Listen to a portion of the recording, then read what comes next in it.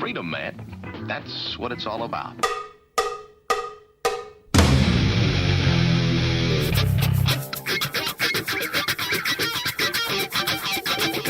You've got to groove on freedom, like the good book says.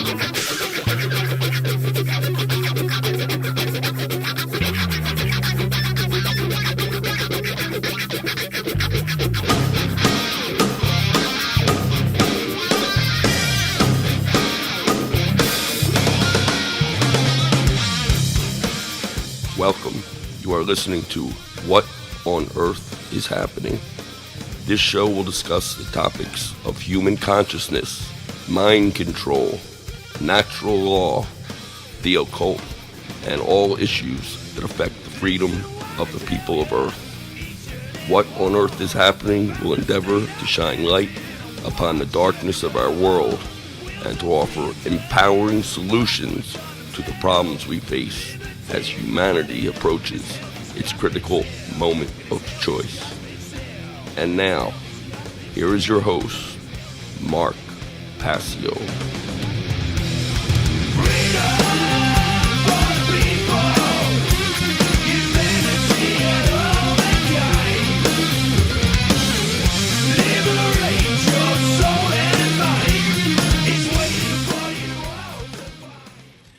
Welcome one and all. You're watching What on Earth is Happening. I'm your host, Mark Passio. My website, whatonearthishappening.com. Ladies and gentlemen, government is slavery. Always has been, is now, always will be. And if you don't think so, you're just dumb, son. You're just dumb. What we do here on What on Earth is Happening is we end slavery one mind at a time. Today is Sunday, January 14th, 2024. Welcome to the new season of What on Earth is Happening. We're coming at you live from 3 to 6 p.m. Eastern Time every Sunday from January through June in our new format here at my finally permanent home studio. And we should have good production values. We started a little bit late again today because of some technical issues with audio, but our production values should be great with a couple of high quality cameras in a permanent studio. Really looking forward to this season of the show. If we could switch over to my slides, I want to go over some housekeeping stuff. Today is basically going to be a call-in show. For new viewers to the show, you should not watch from this point. You should go back to show number 1 in the podcast section of my website, whatonearthishappening.com, and you should listen and watch all the podcasts in order at your own pace in order to gain a full understanding and to expand your worldview to really truly understand the topics that are discussed here, because What on Earth is Happening is significantly different than any other show on the internet airwaves in that it talks about the causal factors of the human condition of slavery. It does not get into gargling with raw sewage, as my friend Jay Parker likes to say, in continuously analyzing and talking about politics and all the 3D worldly events that play out. It gets into why they actually play out the way that they do, because of factors in the human mind. Things that most people don't want to ever go near, let alone talk about in depth. So this is the title card for today's show, episode number 278 of What on Earth is Happening. As always, you can watch the show live at whatonearthishappening.com or on the One Great Work Network. Thank you to Will Keller for the great artwork for the title cards of the show, as always. So we are on a new format from 3 to 6 p.m. with my producer, Mike, back in the producer seat, helping out and making sure the show goes smoothly. So this is the new 3-hour format, folks, on a 6-month schedule from January through June, 3 to 6 p.m. Eastern Time. And, after, doing the show for 6 months, then I take a hiatus and I teach the How to Become the True Media seminar for the last 6 months of the year. Quite frankly, I want to say that How to Become the True Media is really something that I even have come to truly look forward to every year. Whereas, the show, I'm pretty much saying the same things over and over again with very little changing because people don't want to change their mind. They want to look to external solutions and external saviors instead of actually changing the way that they think, changing what they condone, changing how they behave. And, those things will actually change the world as opposed to trying to rearrange, deck furniture on the Titanic. And go down with the sinking ship. If people actually learned the causal factors of human suffering and the human condition of slavery, maybe we'd have a fighting chance at changing it. And today's show, what I'm going to do is just go through what I call the consciousness checkpoint. I'm going to just talk about where I see humanity heading, what I see as the current state of our existence, why it's staying that way, and if people do get their head out of their rear end, what they can actually do to affect positive, real, lasting change in our world. So look forward to the show on our 6-month schedule, January through June, on our new 3-hour format, 3 to 6 p.m. Again, today we got a 20-minute late start, so it'll be 3:20 to 6:20 today. We are simulcasting now on 10 streaming destinations. You heard it right, folks. 10 places that you could watch What on Earth is Happening live weekly show. We are simulcasting on, of course, whatonearthishappening.com and onegreatworknetwork.com, but also on the Telegram platform, on Twitch, on YouTube, on Facebook, on Twitter, or X. It really should say X there. And on Rumble, Odyssey, and DLive. So we are streaming out to 10 different destinations. Really happy about that. We could briefly, no, that's okay. I'll just move on. Some of the unfortunate news that I have is my smaller and youngest dog, Miss Cheddar. They're shown in the pink sweater. They're on the right. Unfortunately passed in early November, on November 2nd of this year.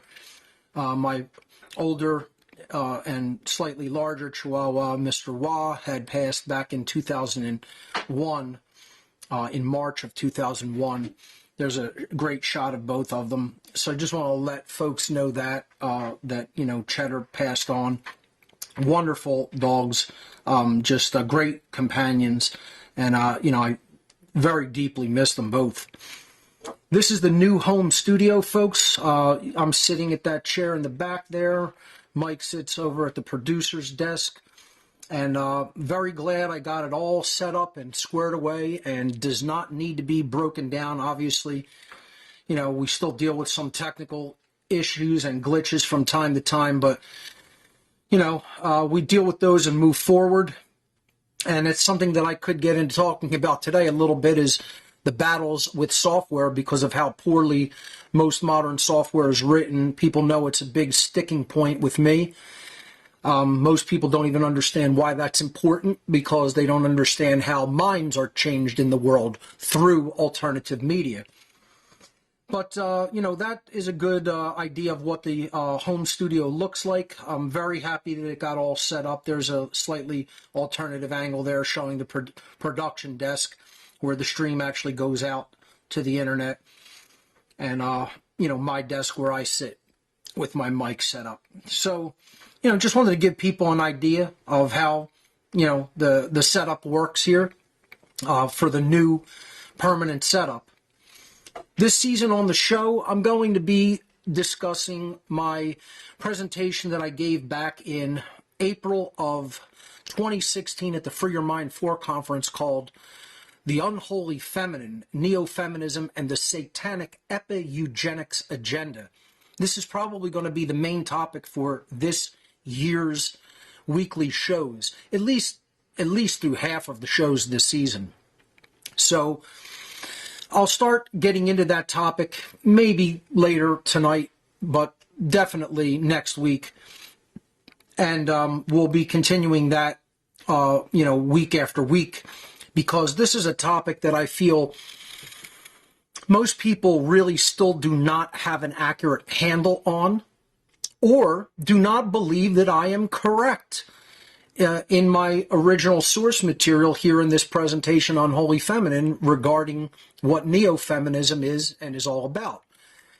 So we're going to hammer these ideas in this season. We're going to talk about them in depth. There's not going to be any misogyny or women bashing, as much as there's not going to be any, man hating and man bashing on the show either. We're going to talk about these topics openly and honestly, and we're going to talk about them from a social engineering perspective, which is what's always left out of the discussion, because most idiots of the modern world don't understand social engineering because they're very deeply under the mind control that social engineers have put them under.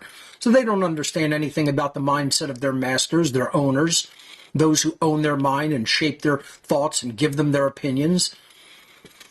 They just think this stuff happens all magically or organically, automatically.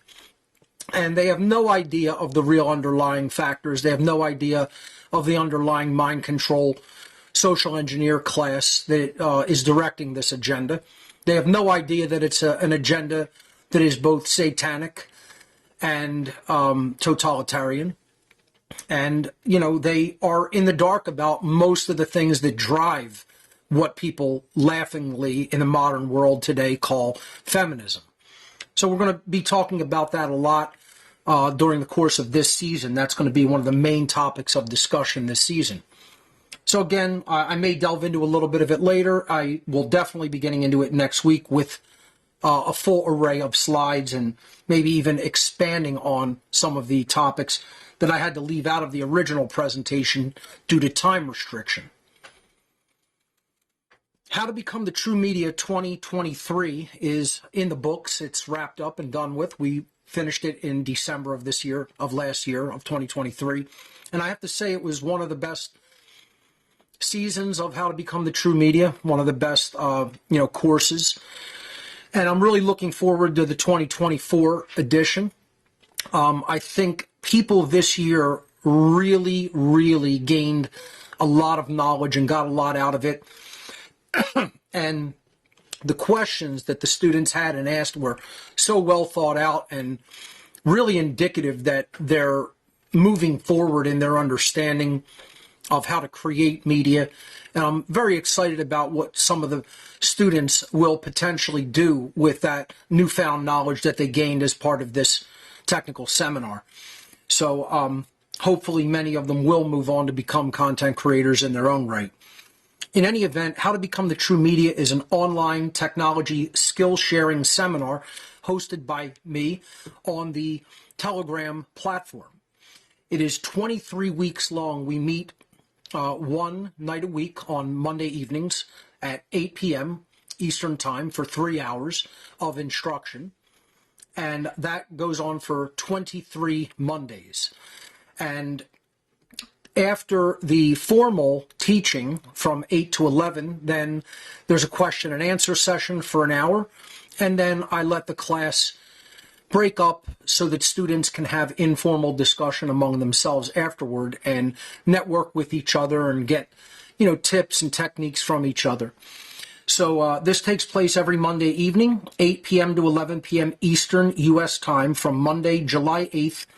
And I honestly should fix this briefly because it still says 2023. Let me just fix that.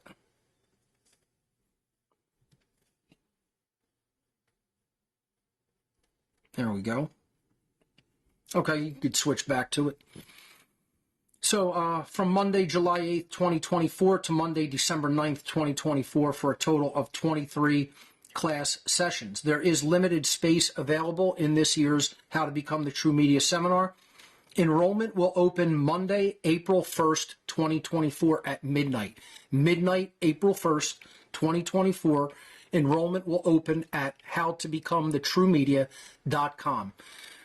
Folks, if you are interested in learning the techniques, learning the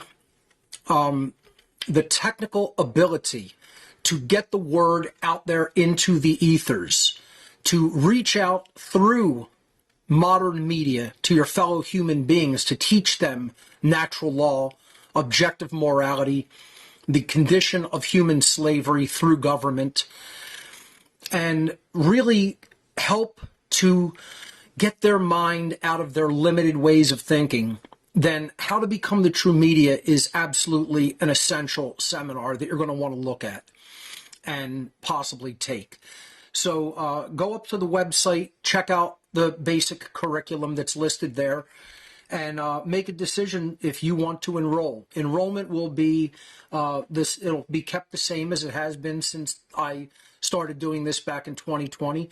It will be $523.93 for all 23 class sessions, and you can make that donation once enrollment opens, not before, but once enrollment opens on April 1st by going to howtobecomthetruemedia.com and clicking the Enroll Now button. So look for enrollment to open on April 1st, 2024 for the 2024 season of How to Become the True Media. So I want to talk a little bit about all of the work that I've done in during the hiatus. Now, this was in May, so it was a month before the hiatus, but I gave a presentation in just outside of Atlanta, Georgia, called Government is Slavery. And I have not actually had time to finish putting this out. So I'm going to be releasing 5 presentations in the early part of 2024. Most of which were actually delivered in 2023. The reason that I didn't get to a lot of this material in putting it out publicly is because I myself was preparing rigorously for the Two Masks, Same Face presentation that I gave here in Pennsylvania back in October. And I'm going to talk about that briefly in a moment. But this particular presentation is a short form one, Government is Slavery, and that will be being released very shortly. All of these presentations will be released within the first 3 months of 2024. I can almost certainly guarantee that it will be the first quarter of the year. All of these presentations will be publicly available. The second one was one that I gave at the Freedom Under Natural Law 3 event, which was called The Real 7 Deadly Sins, in which I explained what the real transgressions against the laws of the Creator of the universe, against natural law, actually are. Not what moronic religions teach people that they are, and then turns people off to spirituality altogether because of how dumb religion is, and how deceptive religion is, and how much it gets people to think wrong thought regarding morality. So the Real 7 Deadly Sins, I think, is a primer for truly understanding natural law, and it's something that I wanted to put out. It's also a relatively short form presentation, but I was very proud of how it came out, and this will also be released in the first part of the year. Folks, if you see me fidget and wince a little bit, I definitely pretty seriously injured my lower back earlier this week, unfortunately picking up a piece of equipment that I needed to take to the garbage bin. And I'm definitely delivering this podcast, this live show, in a lot of pain today. So bear with me if you see me express some of that pain. Nothing seriously is wrong, but my back is recovering from an overexertion. Let's move on to the next presentation that's going to be coming out early in the year. It's called Technology's Critical Role in the War for Freedom, originally delivered at the Seed 5 conference back in September.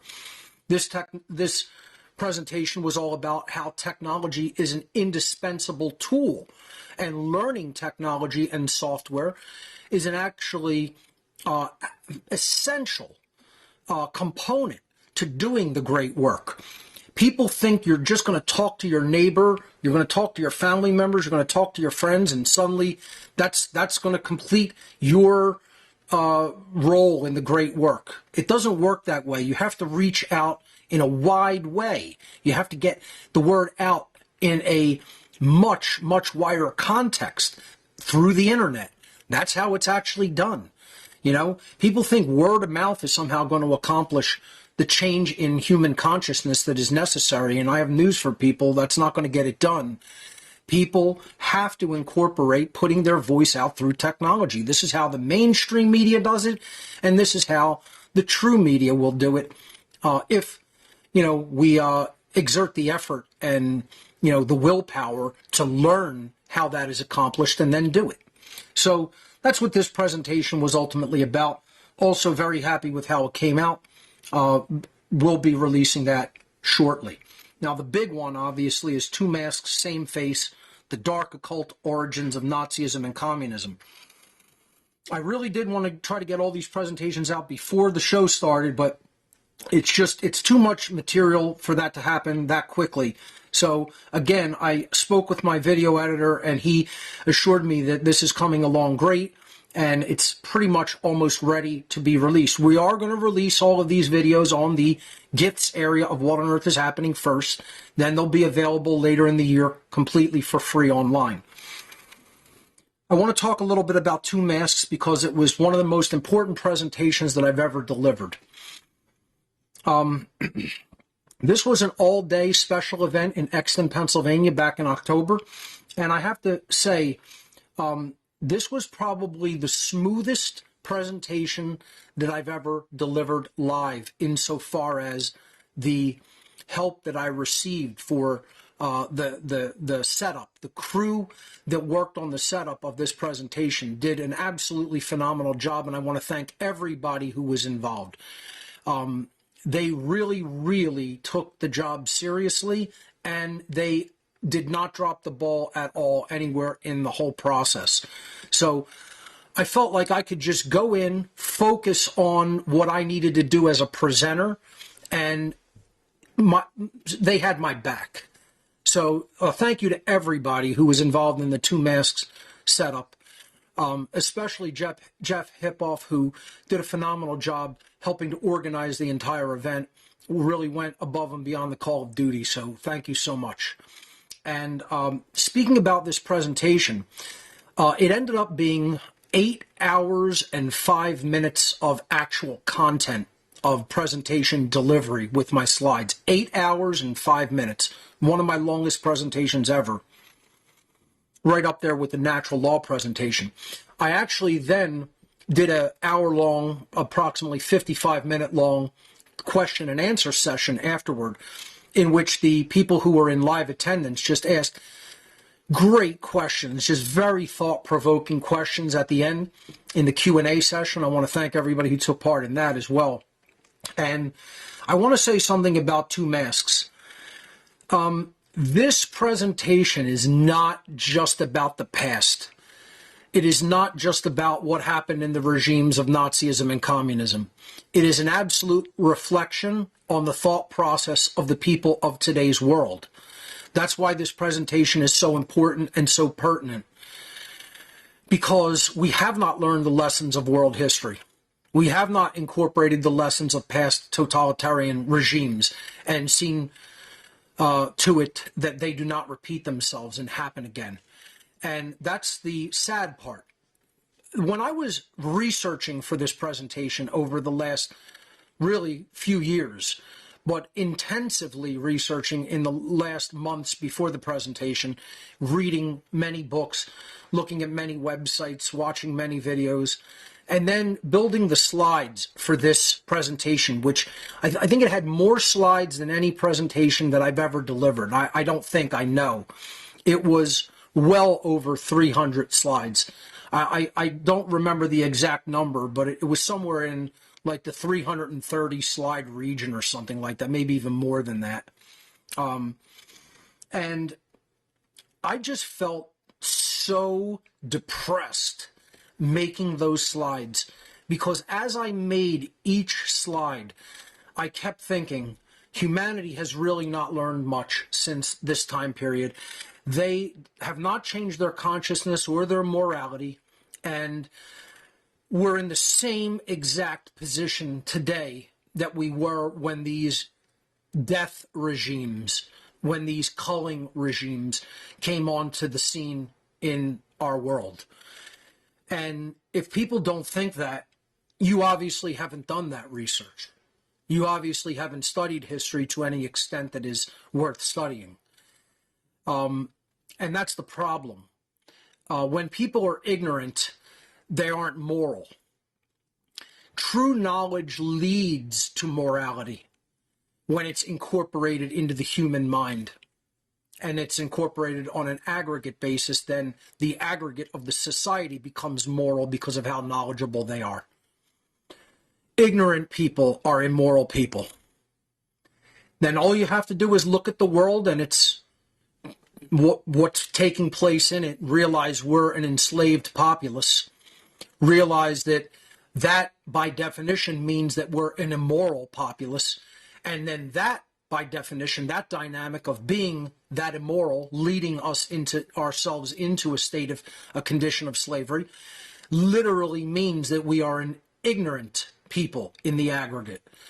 And one of the things I want to say is, and this isn't trying to insult the very crowd that came out to see me.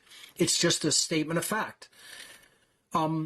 Many people came up to me at the event and said, I knew very, very little about any of that content. Some knew a bit, but the majority of people who even commented said, I have heard of so little of the material that you presented at Two Masks that I was amazed that as you kept going and a new section would come up and a new section would come up, I knew about hardly any of it.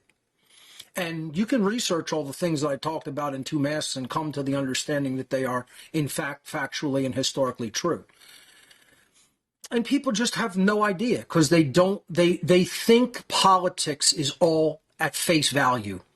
And they don't understand how much the occult and the occult world and occult belief systems are involved in what then plays out as politics. All of the things that happened in the Nazi regime were driven by the occult world. All of the things that happened eventually politically in the communist regimes of our world originally began and started in the occult world. You can trace the origins straight back to the occultists who put out the ideas themselves. And that's what I do in Two Masks, Same Face. I talk about people that I guarantee you've never heard of, that aren't in any of the history books or school books that you were taught in school. And I think it's going to really, really help people come along in their understanding of how political regimes, especially totalitarian ones, get started, what their origins are. So I have to say that this presentation, I am as proud of how I put this together and delivered it as I am my natural law seminar. And I think it stands right up there with the natural law seminar and the demystifying the occult seminars as some of the most important work that I've ever put out. So I know a lot of people are going to be able to get some good research material from this very presentation. It's an amalgamation and a condensation of material that took me over 20 years to learn. So to put it down into an 8-hour presentation, I think is pretty good condensing of information. So look forward to Two Masks, Same Face very shortly. I'm not going to give an exact date, but like I said, definitely within the first quarter of the year. The Greater Reset 5 manifestation is coming up January 17th through 21st, 2024, hosted by Derek Brose, and you could check it out at thegreaterreset.org. I will be a speaker at this event, the Greater Reset 5, and my presentation is titled, Why We're Losing, 7 Reasons the Freedom Movement is Failing, where I go through 7 of the main factors that the so-called freedom movement, what I call the My Freedom movement, has still not deeply understood and incorporated into their mindset and worldview, and why they expect freedom to manifest, and it is not happening. It's a missing paradigm shift, you could call it. It's a way of thinking. It's a missing change of the mind of most people, especially people in the freedom movement. I talk about in this presentation why I'm so hard on people in the freedom movement. I'm harder on people in the freedom movement than I am the average person who's just starting to learn. Because quite frankly, the people who are in this movement and have been in it for many years, I expect better of them, and they should know better by now. And I'm going to belabor this point for a moment, talking about this presentation. I'm not going to give away all the things that I talk about in it, and it's under 1 hour, so it's a short form presentation in and of itself. But I want to talk about, some of the dynamics of the freedom movement and just about people in general and how they operate according to the same mindset and expect things to change. This is like part of the consciousness checkpoint that I'm want to talk about in the first couple hours of the show today.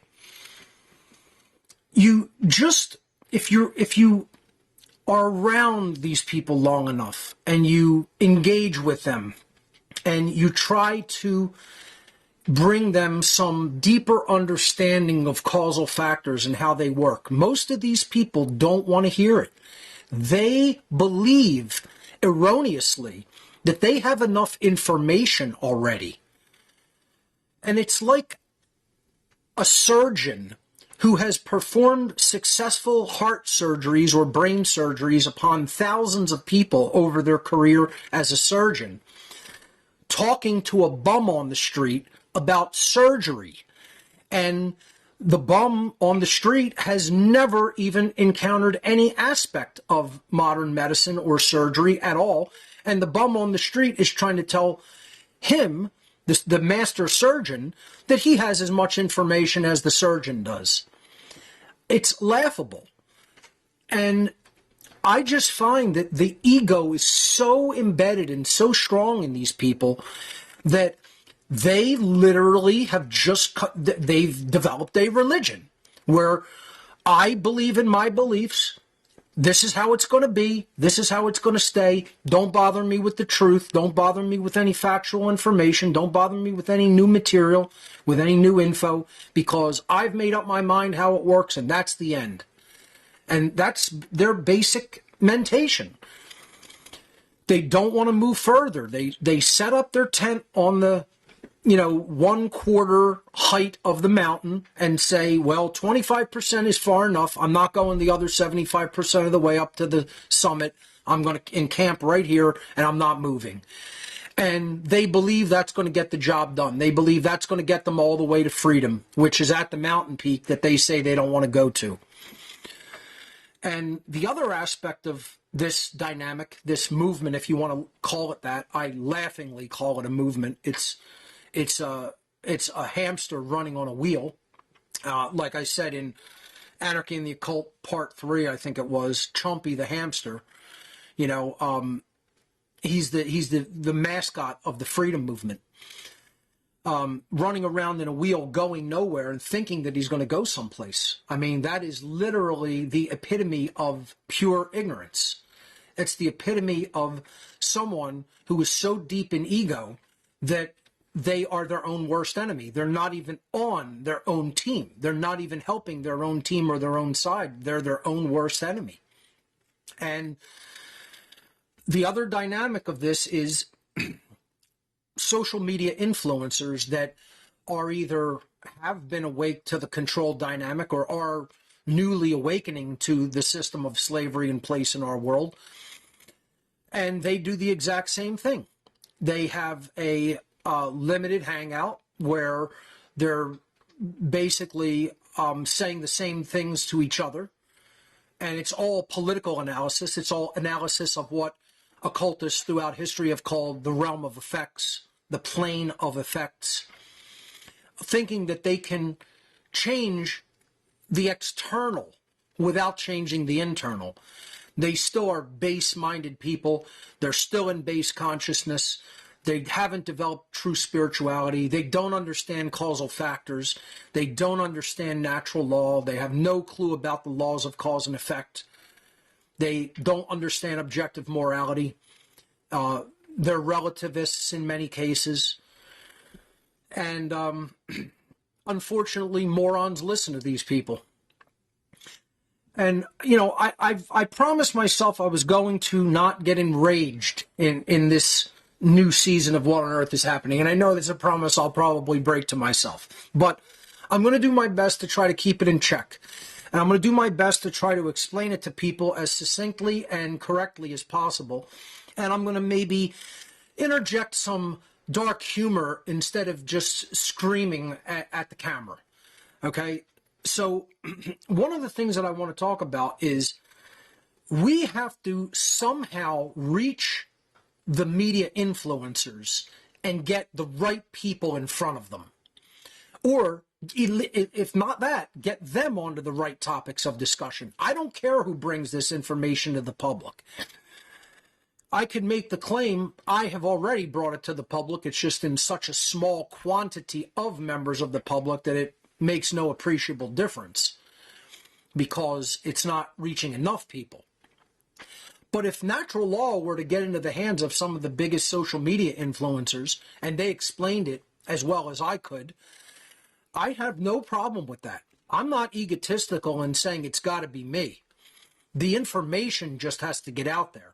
And this is the problem, is you have a person of low density knowledge. Let's just say it like that, right? I mean, my man Fred here could say it, you just dumb, son. You just dumb. Yeah, there you go. Great gift. Thank you, Bryn, for the great shirt. Had to wear it on the first day of the show. But you could say it harsh and nasty like that, but let's just face it. That's the problem with most people who stay in the realm of effects. They never move their mindset out of the plane of effects and get to the plane of causality. The plane of causality solves all problems. All problems are discovered in the plane of causality. All problems are solved in the plane of causality. That is the realm of the mind. Problems must be solved at a higher level of consciousness from where they were created from. It's a very simple dynamic that thoughts become things. Reality is preceded by the way people think. The way people think informs people's emotions and their behaviors. Then they go out into the world and act, and that is the situation. That's the circumstances, those are the conditions that get created in the world. This is not rocket science, folks. I've said that a million times. This is about as simple as it gets when it comes to understanding the processes that govern the universe. And these things are not eternal unknowns. The creator of the universe did not develop the universe, did not create the universe and all the laws of nature to torment us with the unknowability of their operation. I'm sorry, but the way things actually work in nature can be discovered and understood. And if you don't think so, once again, you're a solipsist and you're just dumb, son. I mean, the problem with the freedom movement in general and the problem with all of the alleged influencers that are out there, they're influencers, but not for the better. They're influencers of people who are unfortunately even less informationally dense than they are, meaning they have even less knowledge about how the world really works. It's the blind leading the blind, and what it really is it's a continuation of the clown show of our world on a new level, and that's really what these people are. I just have to come out and say it because I would probably come on their show hiding a clown horn in my pocket, and have to come out and be like, you have no idea what you're talking about, clown, and just honk on them in mid-sentence, just give them a nice honking right in mid-sentence and call them to their face a clown. And maybe that'll get me more hits. Maybe I'll get more social media followers by just going on a big influencer show and breaking out the slide whistle and being like, oh, that's what you think? Here's what I think of that. That's really what they need. They need to be insulted to their face live on the air. And I get maybe that's not going to get someone like me onto one of their shows to reach hundreds of thousands or millions of people like they have. And that's really the problem. The problem is no real wisdom's getting out in front of the people who follow these morons. Okay? It's the blind leading the blind. It's the dumb leading the dumber. It's the clown leading the lesser of the clowns. Or maybe, more correctly, I should say the greater of the clowns. It's the clowns leading the clown here.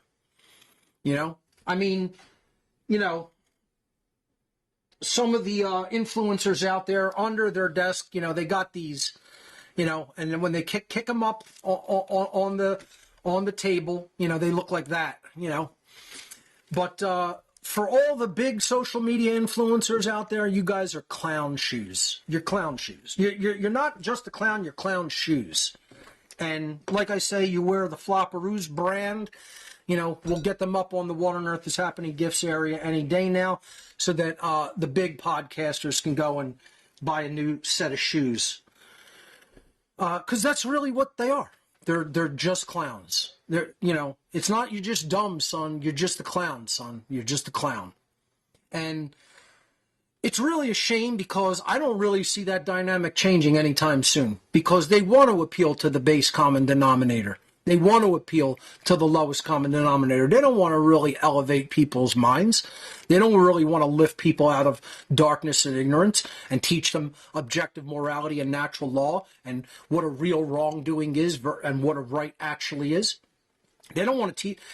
I will watch podcasts and internet shows and just all this analysis of the political and the financial and all of this stuff that these people actually believe is going to help. They actually believe that what they talk about the realm of effects, the plane of effects, is actually going to contribute to bettering people and bettering our condition as a species. You're laughable. And it's not even really truly laughable. It's sad. People should be crying about where alleged media influence is at in our world. It's junk. It's sewage. It's sewage. And not only should these people be ashamed of themselves, their followers ought to be ashamed of themselves for listening to the drivel pouring out of their mouth. Because that's what it is.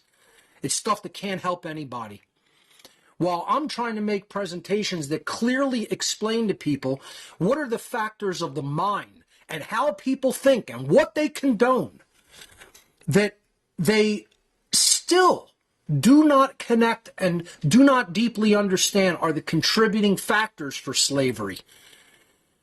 I'm trying to tell people, I was on Jay Parker's show the other night on Revolution Broadcasting, or Revolution Radio, I'm sorry.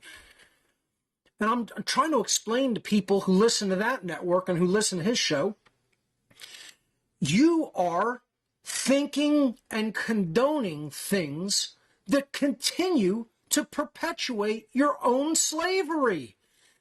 And you still think that way. You've been thinking this way forever, and you've been getting the same result forever.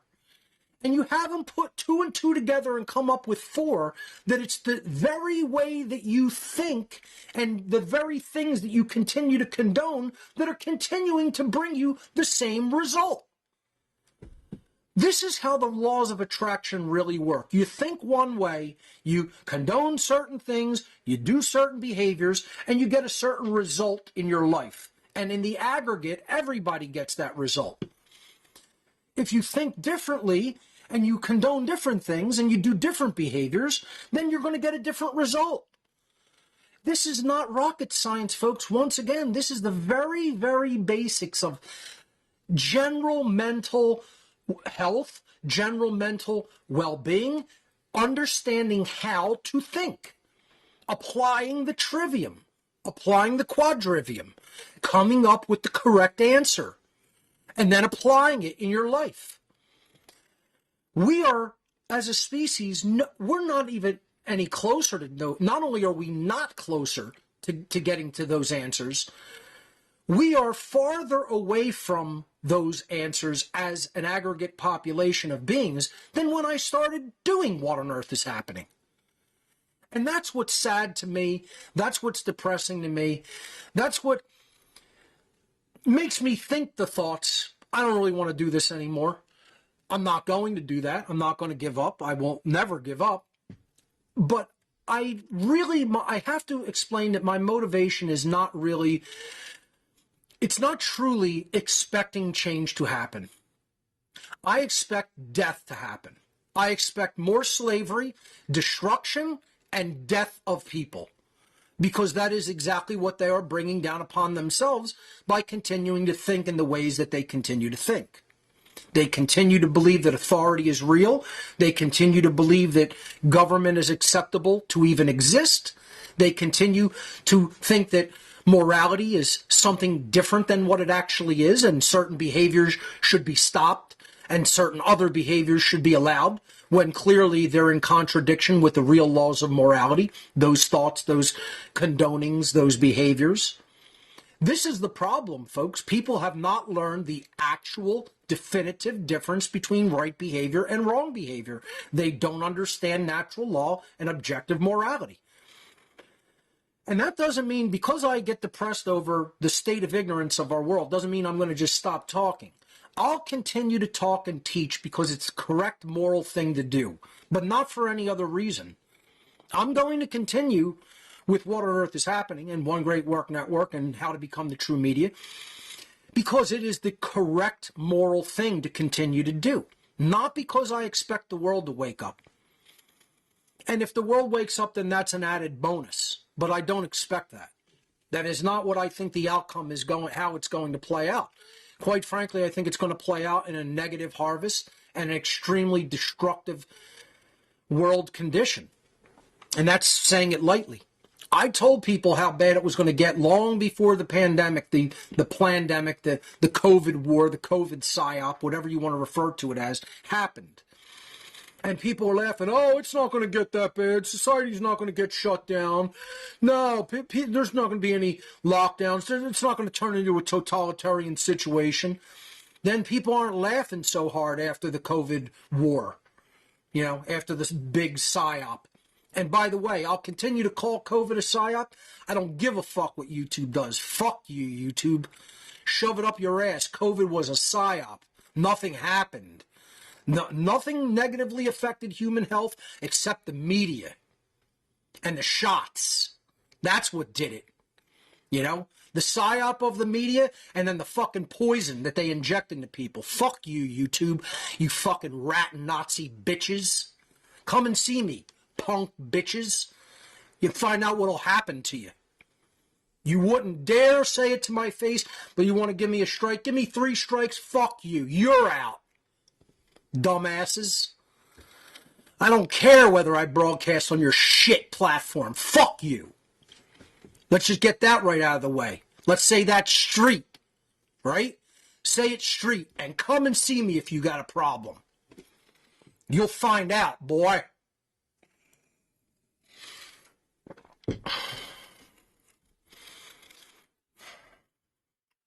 I'd turn you to powder with a bad back. And you'd see what I would do to you if I wasn't even feeling as in pain as I am now. My point is, I don't need any particular social media platform. I'll speak the truth wherever I'm at. I'll do it myself on my own platform, and go fuck yourself. So, one month they give me a plaque for breaking 100,000 subscribers, and then next week they give me a strike for saying COVID's a psyop. COVID's a psyop. COVID was a psyop, you dumb shit. The reason that all you Nazi trash scumbags that work at YouTube don't know that COVID was a psyop is because you're just dumb, son. You're just dumb. That's all it is. You're dumb little boys and you're dumb little girls, and your mommy and daddy didn't teach you anything worth being fucking taught, you dumbass. That's why you think COVID was real. That's why you don't understand it was a psyop, you dumb shit. Anyway, I just want to say the freedom movement is a joke. You guys are a fucking joke. You haven't done what's required, and that's why the world's still in the situation that it is, and most of you haven't changed your own minds. You continue to think the same way that you've always thought, and that's why you're going to continue to get the same results that you've always gotten. I'm not wrong. You're wrong. I have the correct answers. You haven't implemented them in your lives. And I don't give a shit whether you do or you don't, because I'm not here to change you. You're here to change you. I'm here to tell you how it has to change. That's it. Whether you accept the truth or not is on your karma, not mine. My karma is fulfilling what I'm here to do, which is to speak the truth out to the dumb fucking population. So I'll continue to do that because that's a fulfillment of my karmic destiny. And you guys can make of it whatever you want. Change or don't change. Accept the truth or reject the truth. That's all on your soul. It ain't on mine. You know, do I want to see humanity prosper? Do I want to see us come out of totalitarian slavery? Do I want to see what we're capable of as a species? Do I want to see us reach our full potential as a race of beings? Yes, I do. I am actually pro humanity in general. What I am not is the pro is the current human condition and mindset. Okay, that's the whole problem of what is going on here, is that people will not change their mindset, and as a result, the external reality can never change.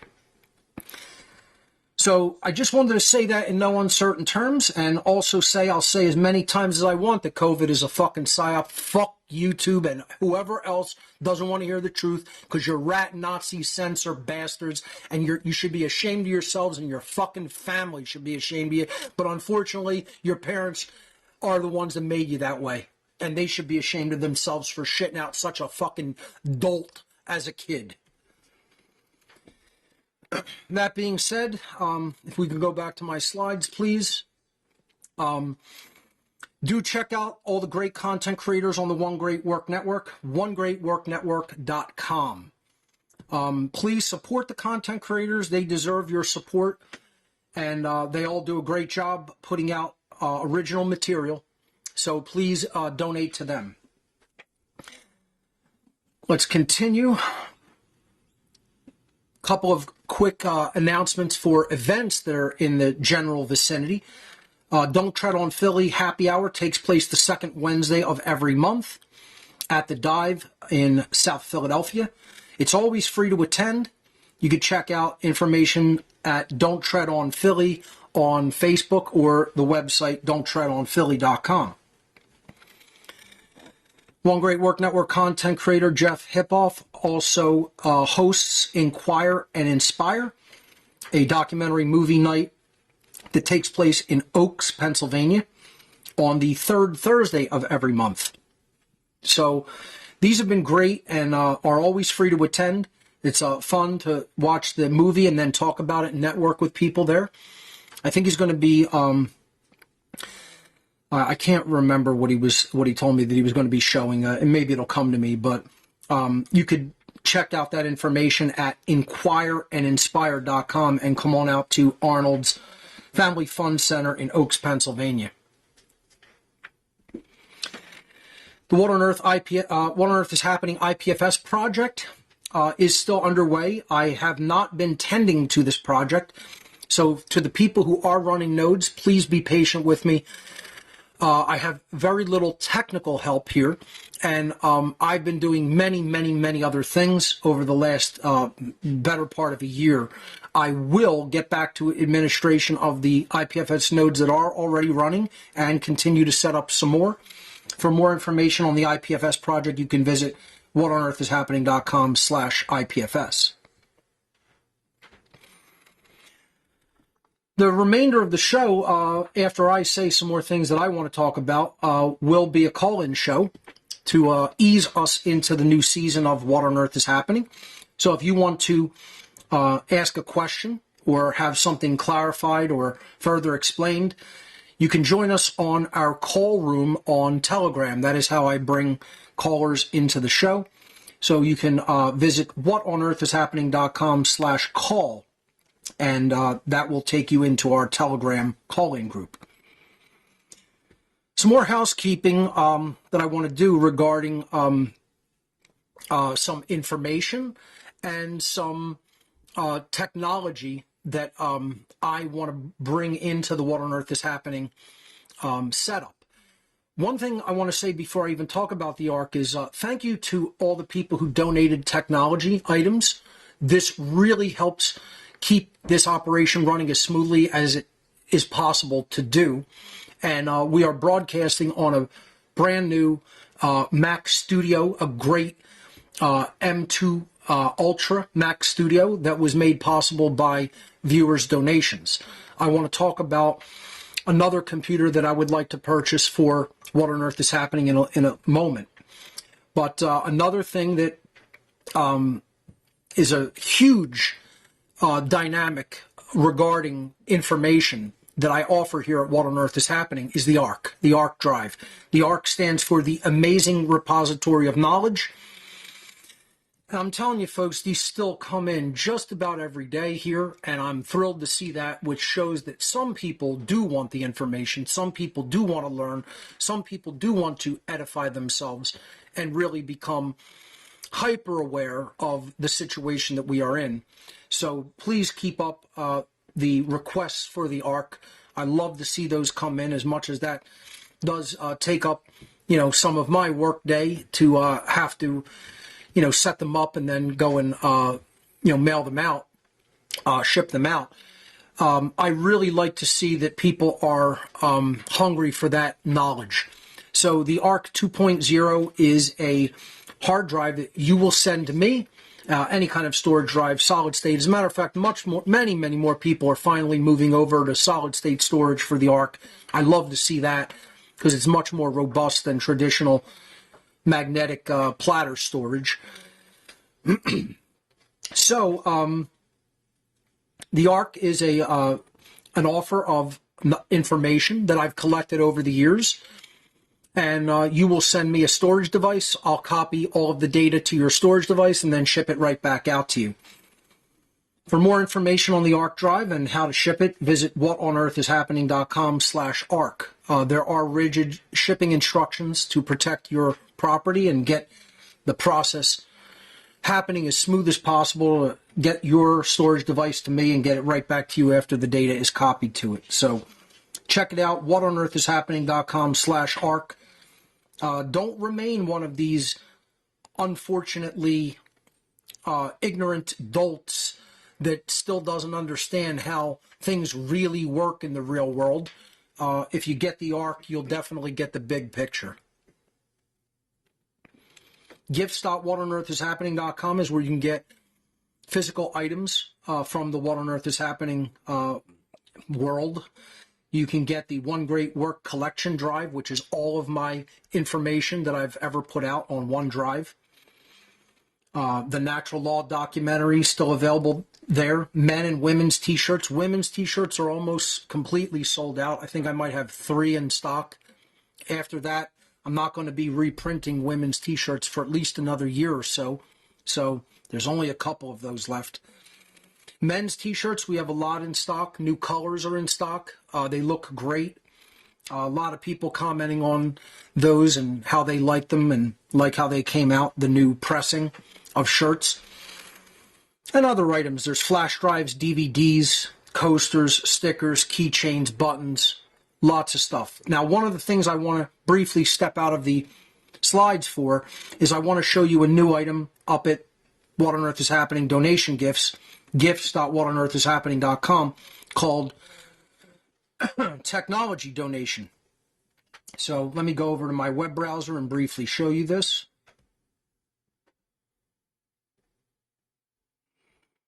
All right, I'm there. Thank you. So this is my website, whatonearthishappening.com. Okay, if you go to gifts, it just asks you, do you have the donation methods that are accepted there? And I have to actually update that because I actually implemented Zelle as a donation method. So I'll say yes, and that'll take me into the gifts area. So this is gifts.whatonearthishappening.com. If you click here on technology donations on the right side, or you could even go to categories right here and then click technology donations, you'll see there is one item up there for donation. It's called donation toward Mac Studio 4 Excuse me, folks. I just had a bolt of pain go through me. The item says donation toward Mac Studio for Mark Passio. So that's the item. We successfully got the donations in for the Mac Studio for this very studio. You saw the picture of it on my producer's desk, and it's working very well. It's a speed demon, I have to say. Very fast machine, very efficient machine. That being said, I would like to get another one for myself. This is not one that I use for my work. This is basically for the show in my studio. At my desk, where I do most of my production and where I do most of my creative work and also do my office work in my main office, I have an aging Intel Mac, and I'd like to update it to a Mac Studio. So I've put a donation here for large technology items required for What on Earth is Happening. You can make a donation from $50 through any $50 increment up to $500. We actually have already received a $100 donation toward the new Mac Studio. I'm going to get a pretty high-end one. I'm going to spec it out for the one on my desk. I spec this one out here in the studio pretty well too, and spent about $5,500 on it. Which 5,000 was donated. This one I'm going to try to spec out even a little bit higher, and I may even wait until Apple releases the M3 version, because the rumor mill speculates that may be being released in June of this year. So we'll see. Maybe I'll get it if the donations come in quickly. Maybe I'll wait until June. But there is that technology item there on gifts. So we've raised 100 out of 6,000. Long way to go, but that is up there. Just wanted to mention that. I'm going to switch back over to my slides. If you can go to an intermediary. There we go.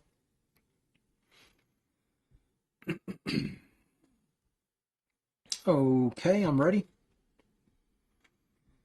All right, so, and other items all available there at gifts.whatonearthishappening.com.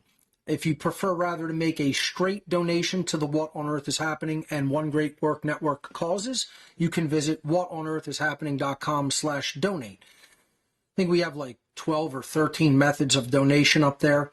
And I've added recently Zelle as well, which is going pretty well so far. I'm happy with how Zelle has been working out. We also offer Cash App, GPay, Wise, 9 different cryptocurrencies. Definitely happy to see that the cryptocurrency market really picked up toward the end of this year. Had a little bit of a downspin a couple of days ago, but it's already recovering a little. So, you know, for people who got involved in that, keep your crypto off the exchanges and hodl, you know, and I think things will eventually work out pretty well from where I understand Bitcoin's going to head. In any event, that's for now my slides, and we could go over to the call-in card, or really anywhere else.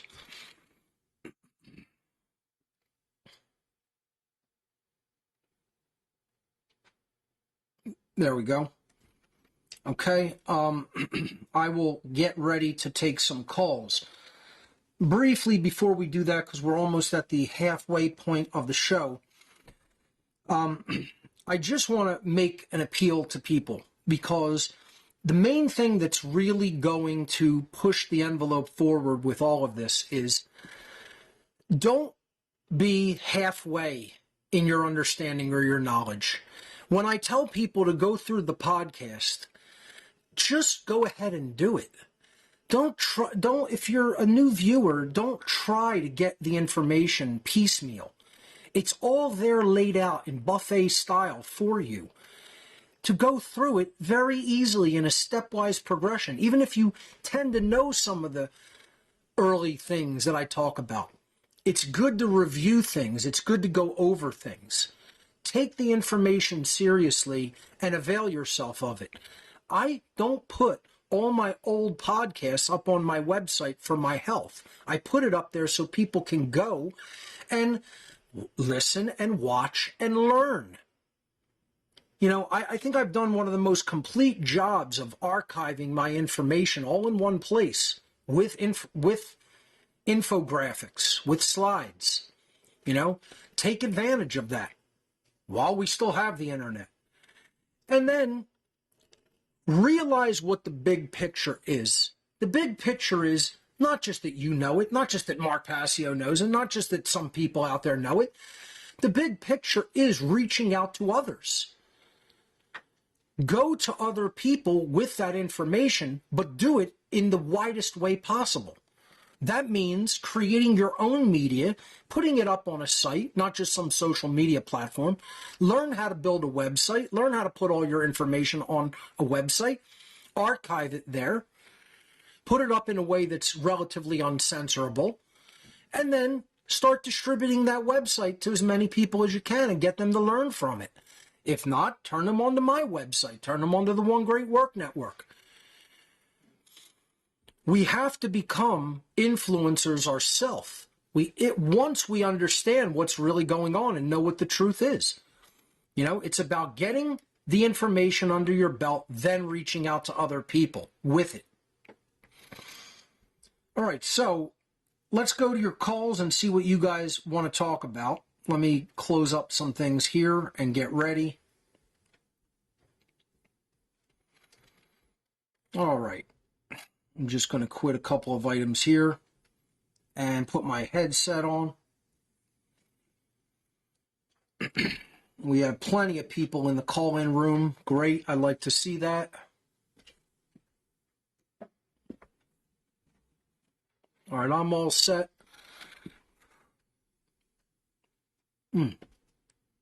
Okay. Let's hear from Kyle. Kyle, go right ahead. You're live on What on Earth is Happening. What do you have for us?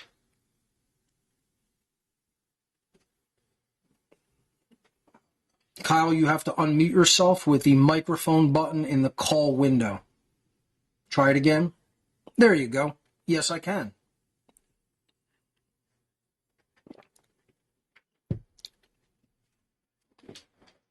Thank you. I appreciate that.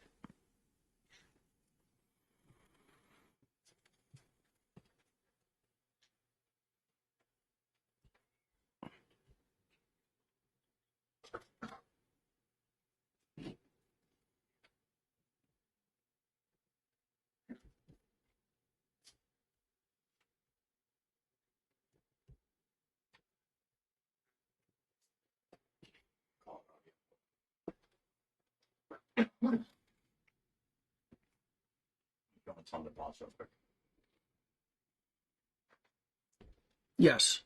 Anybody that claims to incorporate communism into their mental ideology or belief system at all is not an anarchist by definition. Because the definition of communism is control of resources and goods and services and the distribution thereof by the state itself. Now, most communists will tell you that they only would want to do that to the extent that the state would self-dissolve. If you really read Marxism, they believe that they can give some type of a control system all power, and that would lead to its powerlessness. Powerlessness. So think about that. You're saying, I'm going to make, in a dynamic of people, let's just say that you were to make one person all powerful. And in the next breath, you're going to say, if we could switch there to the call-in card, because you don't need to show any of my screen. There you go. Or just the logo, whatever you want to do. Just talking to my producer for a second. You're the guest. Okay, so you're saying the guest voice may not be coming through to the live stream? Correct. Make sure it's unmuted. Yep. All right, give me a moment. Sorry, Kyle, we're having a problem getting your voice through the live stream. Give me a moment.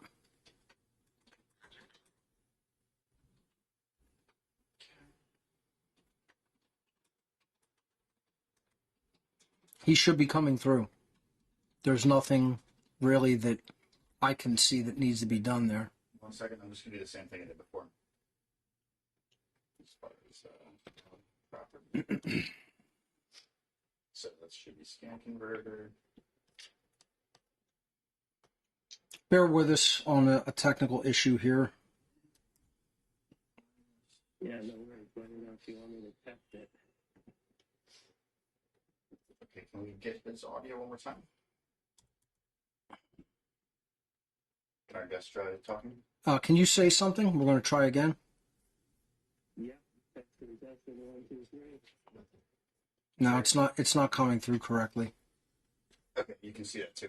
Yeah, hold on. All right, I'm not gonna talk about mine then. Say something again, please. Testing, 1, 2, 3. He's coming through now. Awesome. Great. Sorry about that. No problem. Again, we do encounter some technical hiccups, but we try to work quickly to solve them. And it's a learning experience, and part of it is just this whole dynamic of software is just written poorly. You can do everything perfect in your setup and still develop problems because the software just has bugs and glitches in it. And this is part of people's inability to really think clearly these days and follow things through in a logical progression and do it right and do it in a way that shows pride in their work. So I want to I don't want to understate your question. I'd like you to pose it again, and then I'll go back to giving my answer. So if you could repeat the question for the listening audience, go right ahead. Yeah, absolutely. Okay, so yeah, my question was, I know that you would distinguish your idea of an ideal anarchist society as different from how communists would characterize their communist utopia. Right. But I wanted to see how you would really clearly distinguish Excellent question. between the two. Excellent question. And I did talk about this in Two Masks. Also in Fake Ass Anarchists, I talked about this dynamic rather extensively. Even on the podcast in 2 seasons ago when I went over Fake Ass Anarchists in depth, I got into this dynamic.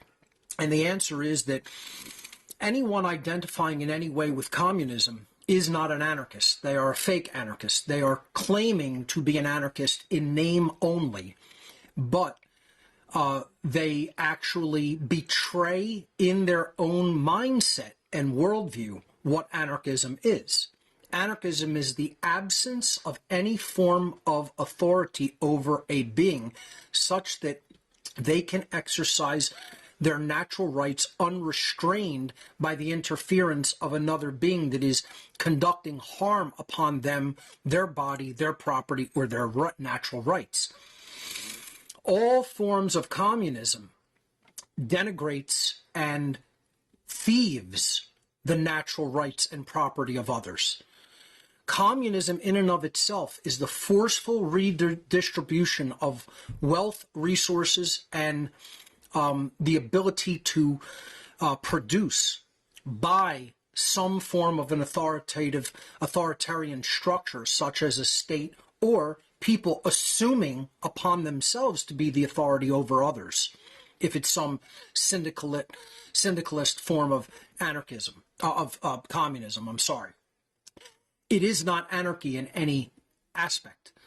Anarchy means there are no rulers. If someone can determine what you are allowed to have as your property, then you have a ruler. Now, that doesn't mean you can claim, I own all water, and keep all water from all other people. We're not talking about erroneous claims of property, but basically all forms of communist thought claim that there is no such thing as private property. This is the very basis of Marxist thought that became communism. It is that there is no such thing as private property. So this microphone here, whose is it? If this isn't my private property, and then I don't have the exclusive right to use this for my broadcast.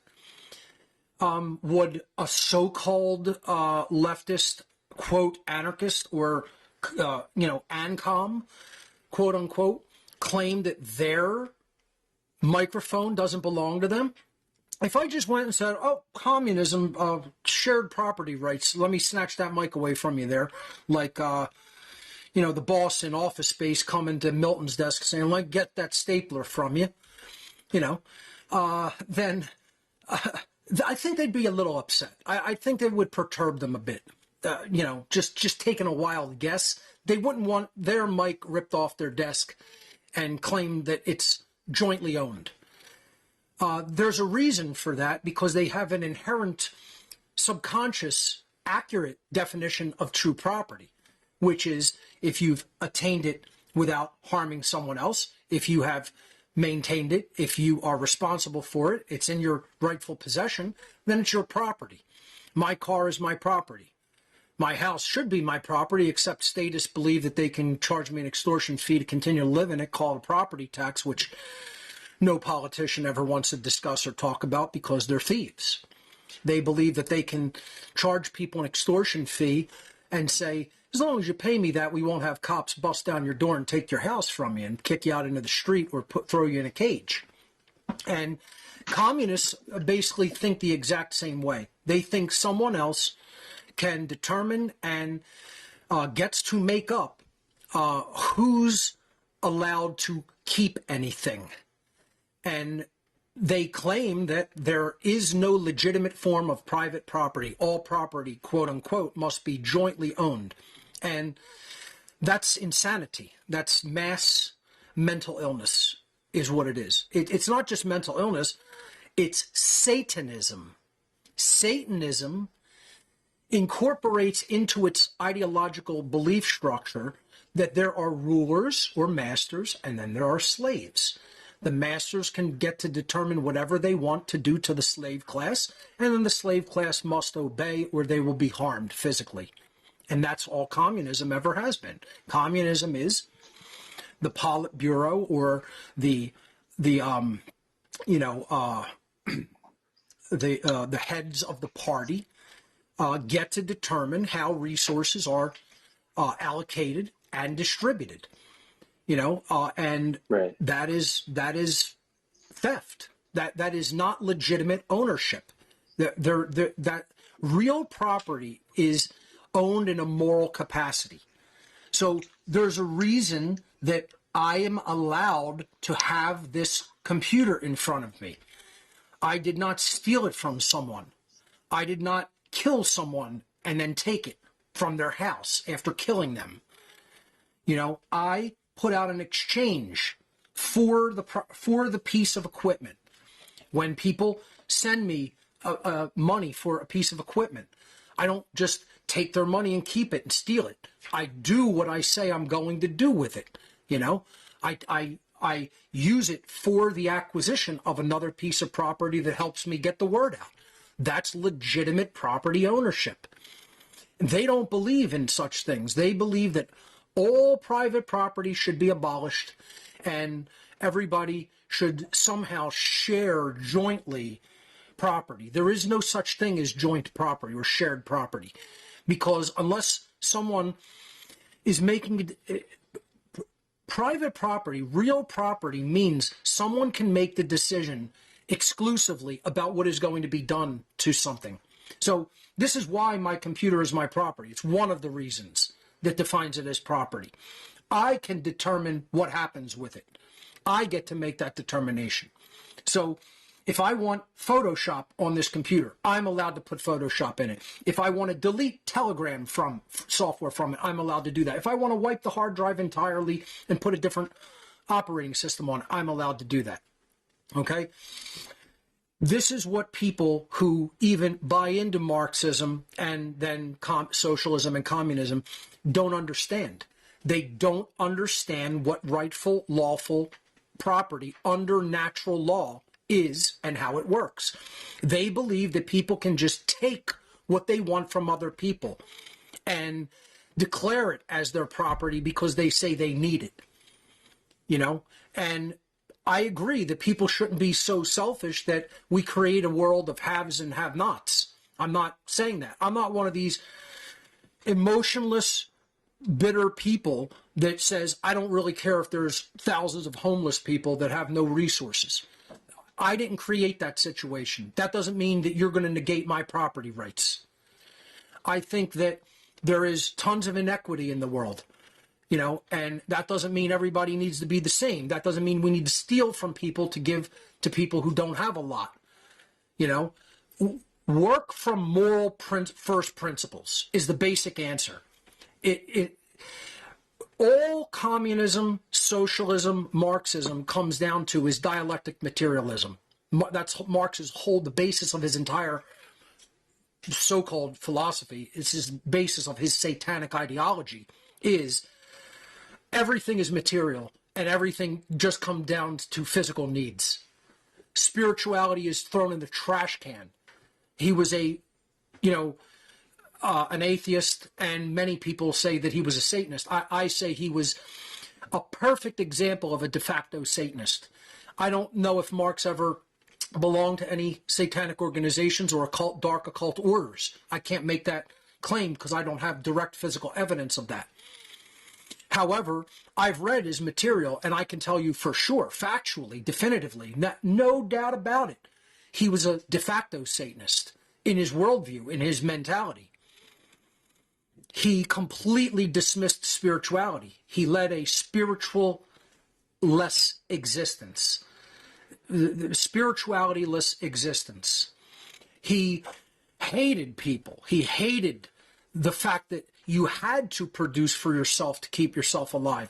He thought that nature was a prison, that God, if there is a creator, and he did believe in a creator, actually, he really wasn't an atheist. He claimed to be, because in many of his books, he states, my entire ideology and way of living and existing is for revenge against God. He literally stated over and over again that he wanted to destroy the Most High. He wanted to destroy the Creator. He wanted to insult and usurp the place of the Creator and bring the Creator down, because his worldview was that we have to work to maintain our existence, and by definition that constitutes a prison.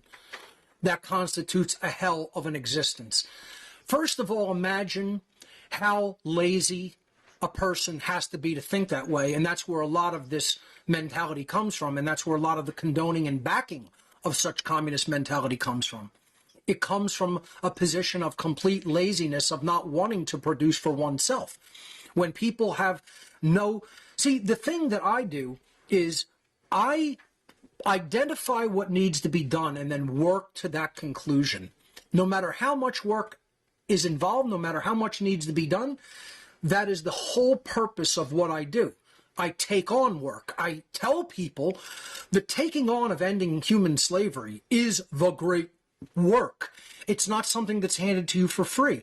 If you don't decide to do that work, it doesn't automatically get done. It carries with it requirements. That doesn't mean that the earth is a prison. This whole idea that, oh, the demiurge created everything, and the creator, if it was beneficent, would have given us everything that we already needed. So what? We lay down and do nothing? How are you going to learn? How are you going to grow? How are you going to evolve if there's zero challenge? Now, that said, that doesn't mean that you go into such a state of lopsided imbalance that you let evil run amok all over the world. You know, this is what people say, oh, this is just karma, and people chose this situation. This is ridiculous. All of these worldviews are ridiculous.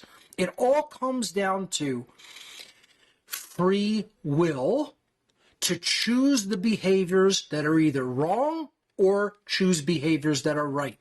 Choosing behaviors that are wrong are easy. It's easy to destroy something. I give people the example all the time. The effort that goes into making a single glass, you couldn't do it, and neither could I. We would have to research so much. We would have to research and work with so many people to even manufacture a single glass. How easy is it to break this glass? Throw it up against the wall. So take it outside, smash it on the pavement. It's simple. Chaos is easy. Evil is easy. Destruction is easy. Breakdown is easy. Creation is difficult. Willing something is difficult. Meeting requirements to do something is difficult. We are not here to do easy things. We are here to learn how to do things that are difficult. And what communism wants is a situation where everybody is provided for like a baby. And that is done through immorality called theft, taking from people who are actual work producers and saying, well, you can't keep the product of that labor. We're going to distribute it as we see fit. You know, that's basically what they're doing. And, you know, if factory workers want to just, you know, not contribute into a work environment, then walk away, quit your job, don't have money to eat. You know, I'm not saying, I believe the whole monetary system is a big fake piece of shit.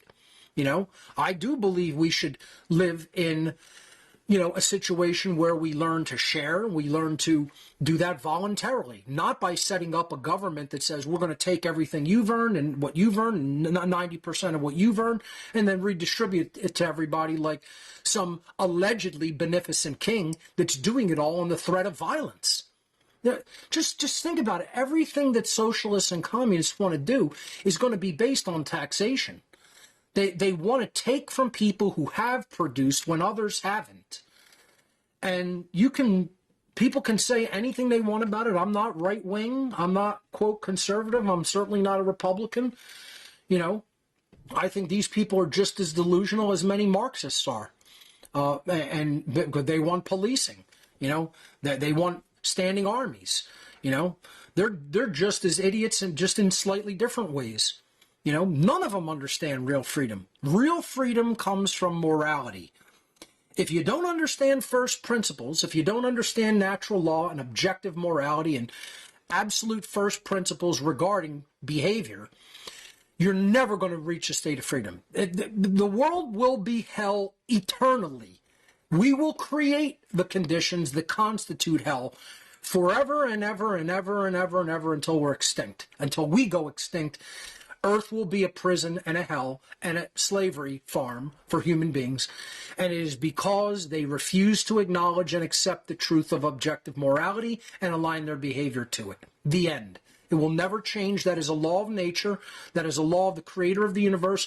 No human being is capable of taking that out of effect in our universe. It will remain in effect in our universe long after we are gone and in our graves. And I don't think that humanity will learn it, quite frankly. I think humanity is too dumbed down by the Satanists to ever learn that. They're going to cling on to wretched, immoral ideas like a dead corpse, like maggots cling to a dead corpse until we go extinct.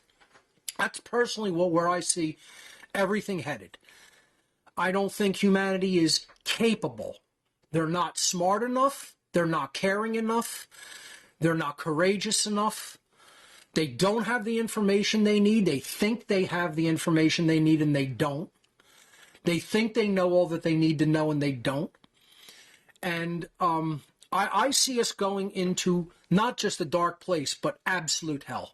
And richly and completely deserving the hell that we're going to go into because we refuse to change our thoughts. And we continue to think ridiculous things like government's a good idea, government is moral, government has the right to exist at all, communism will ever work, Nazism would ever work, socialism would ever work, any of it. It's just almost all the ideas that people of this world think are the purest shit that has ever been thought. It's just absolute nonsensical shit that has nothing to do with first principles. If you want to get to first principles, the first thing you ask is, am I taking something from someone else that doesn't belong to me? That's it. That one question will guide you to all truth regarding human behavior. All you have to do is say, in doing this behavior, am I taking from someone else something that I don't have the right to take? So let's look at policing. when a law gets passed and they're ordered to go and follow that order by politicians, and they do something that is actually immoral to another person, what are they doing? They're stealing their rights. They're stealing their well-being. Oftentimes they're stealing their bodily autonomy and their health, and then they're physically stealing their freedom from them. Cops are thieves in almost every behavior that they do, because almost every behavior they're commanded to do is an immoral order. Like, go and seize that person's house because they didn't pay property tax. Go and lock that person up because they put a substance into their body. Did they harm anybody else? No, they put a substance into their body that was outlawed, and you're not allowed to put into your body because your master says so. So cops do immoral things all the time on orders, and their entire institution is based upon that. Communism is practically no different. It's people saying, we're going to go and seize these resources because we say we need them. And other people, we say can't have them because they have an overabundance of them. So we're going to equal it out by theft. That is not the way you handle anything. You don't go and do something that is morally wrong because you're saying someone isn't sharing enough. Then maybe you should morally educate people not to be a fucking asshole that hoards way, way more than they need. People would come into this house and say, oh, what do you have 6 computers for? Because I need them. I require 6 computers to do what I do. Who are you to tell me that I don't have that requirement? You know, did I steal any of them because someone else has 10,000 computers in a business? No. I worked hard and contributed to people's lives, valued their lives through knowledge, and received donations, you know, or did other direct work to receive compensation to go out and buy what I need. That's how it works in a moral capacity. You know, this idea that we should all be cared for from cradle to grave is just, it's a baby's worldview. And that's what Marxists are. They're children who don't want to do any hard work in the world and achieve. See, maybe they would have some self-respect if they actually put in work into a work ethic and achieved something and learned something about themselves in the process. But they don't want to do that. They want things handed to them. I don't want anything handed to me. I don't want anything handed to me. I want to say, if I've provided a service to you, if I've provided knowledge, if I've provided benefit and education, and you feel like I've assisted your value, I've elevated your value, then you can voluntarily give back to me. I'm not demanding anything of anybody. I'm asking, if you feel that you've received value, donate so I can get a new computer. That's how reality should work. It should work on esteem. It should work on what we contribute, how other people feel that we are bringing value to them. This is all common sense. This is the very basic common sense, first principles based idea of right livelihood. Number one. That's why police aren't in it. Police aren't in right livelihood. You know, all the people working in government bureaucracies, they're not in right livelihood. It's all based on coercion. It's all based on theft. Military, you're not in right livelihood. You're not protecting anybody. You're doing the bidding of psychopaths. You know, it's amazing. And I would answer them by just saying you got to get down to first moral principles. The end. You know, you learn what real property is, and you learn not to take it. This is like what a mother should be teaching their child when they're 1 year old. You don't hit other people, take their stuff, steal from others. You become intelligent. You work hard to achieve, and then you will be rewarded. You know, you will get what you need. I don't have more than what I need. Some people would even say I do have more than what I need now. Okay, I like comfort as much as anybody. Whatever. You know, I think everybody should have an overabundance of just the base subsistence needs. Listen to how communists and Nazis both describe population. They wanted people to live on the base subsistence needs. They want people having just barely the level that they can maintain to physically survive. They don't want prosperity. They don't want thriving. You know, I want people to thrive. And there's more on the earth for everybody to thrive, way more than you could possibly imagine. The people who believe that this earth can't sustain the current population and have everybody thriving, you don't understand what the earth can produce. You haven't done any logistical, true actuarial studies on the abundance of what the earth offers, what it can actually physically produce. I have. And I'm telling you, we can have probably 20 billion people on this planet living in absolute prosperity if we live the moral existence and don't do the things that we're doing the way we're doing them now. You know? So that's my answer, and I know it's a complicated answer and it gets at many, many things, but the problem is we have to become generalists in knowledge to understand whole systems. And communists are very, very, very, very childish and ignorant people who have not done that research. They don't have that information. Again, it's a subset of human beings that claims that they have all the data that they need when they don't. They don't have the data that they need. They haven't looked at the dynamic enough. Their mind doesn't process things with the trivium method and the quadrivium quantification method in the accurate way to come to the correct conclusions. Their thinking is flawed based on limited data sets. They need to become far broader in their knowledge, and they need to have the total amount of data that they require to actually process it and come to the right information, come to the right conclusion. And then the right conclusion would be your behavior should not be based in dialectical materialism, but on first principles of morality. And when you do that, then you create a fair and equitable world, because people don't act like jackasses because they're ignorant and immoral. Common sense. It's common sense. Once again, I know it works that way.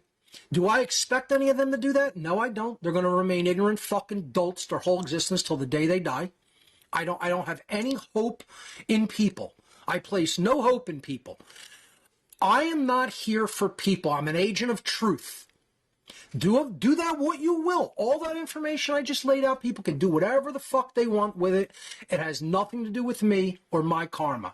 I know the correct answer, and I am correct. I'm not saying that I'm correct. I'm not telling you I'm correct because I believe it. I've done the work in the trivium process to come to the correct answer, and most people haven't. That's it. That doesn't make me special. I'm not special because I'm correct.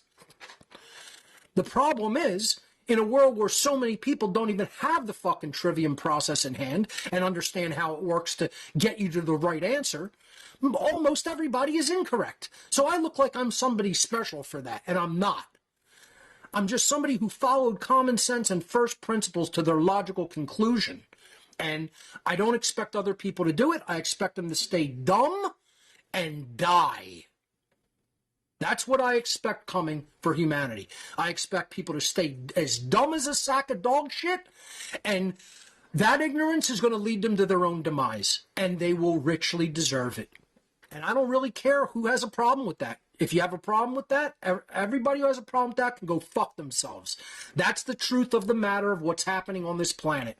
It's a bunch of dumb fucking retarded dolts continuing to believe beliefs like maggots clinging to a dead fucking corpse.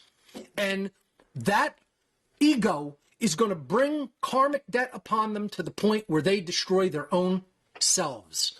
It's they're tugging on that rope, bringing a concrete wall down on their head. And that's justice. See, the universe is not broken, folks. Let me say this again. Reality is not broken. The universe is not broken. Natural law is not broken. All of that is functioning perfectly at all times and places. Humanity is fucked up. We're broken. We're fucked up. We're sewage in our thoughts. We're sewage in our emotions. We're sewage in our behavior. Clean that stuff up. Clean your mental makeup up. Clean up your behavior. Clean up what you condone that other people should do to others. And then maybe the universe will reevaluate the situation and bring us a different result. That's how natural law works.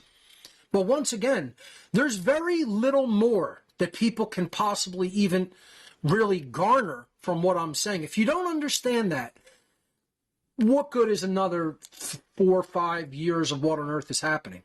It's like I've basically said it in a million different ways, as many ways and styles as it can be said, and so far nothing has changed. So what does that tell you?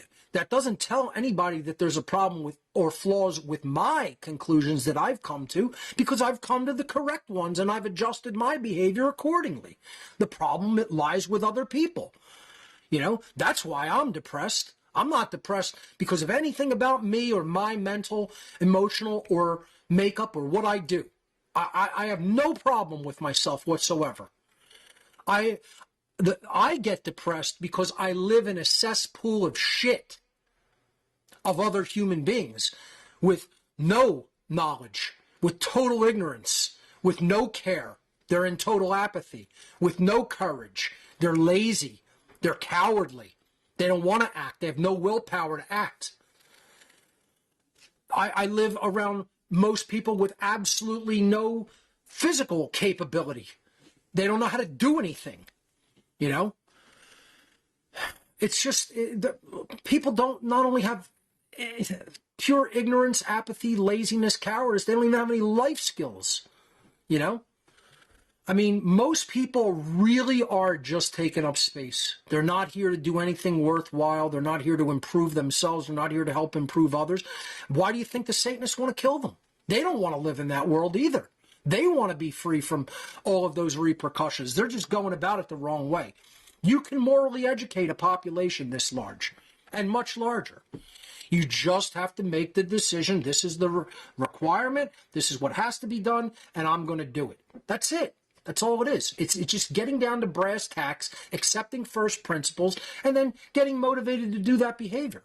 And when you've been doing it for 17 years like myself, it starts getting really fucking aggravating because people aren't listening. And so that's why I'm saying, I'm just going to continue to tell people, I'm right. What you've been thinking, if you have been in complete antithesis mindset of what I'm saying, you're wrong. What I think would lead to a positive, true, beneficial human future based in freedom and mutual cooperation and respect, and what you continue to think and condone is going to lead to death and destruction. So go fuck yourself and go live that way. To all the people who think that, if they don't believe that government is slavery, if they don't believe that there is objective morality and murder, rape, assault, theft, trespass, coercion, and deception are morally wrong. You want to live in a world where that's continued to be done and people are enslaved and fucked up and ignorant and dumb as dog shit and it's all based on theft? Then they're a moron. And they deserve that. And the universe is going to give it to them in great abundance. That's how the universe works. It's a justice machine. That's what people don't understand. The universe is a justice meeting machine. It metes out justice. It hands out justice to everything in the creation. And it's working perfectly. We have the state of injustice that we have because we're pieces of shit as a species.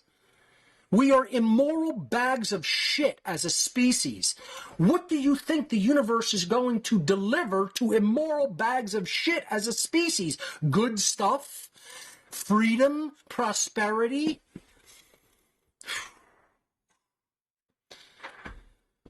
It's going to deliver slavery, hardship,